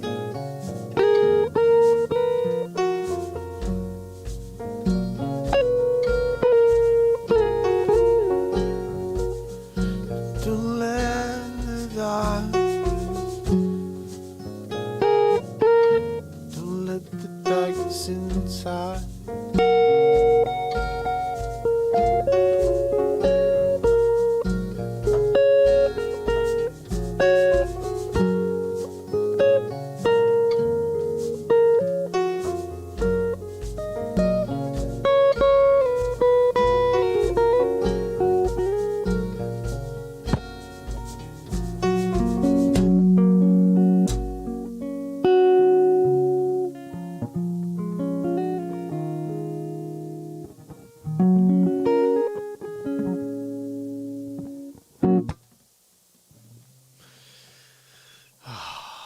Sweet dreams to my people. Sweet dreams to my, hold on. Sweet dreams to my amazing people out there. Sweet dreams to the Positivity Army. Like an army can be many things, but the army is intended to fight. The army is intended to use their power in order to stand up to bullies and to remind the world why we believe. So join me.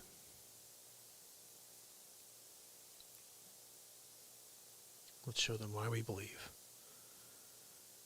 And let the truth shine brighter than the sun.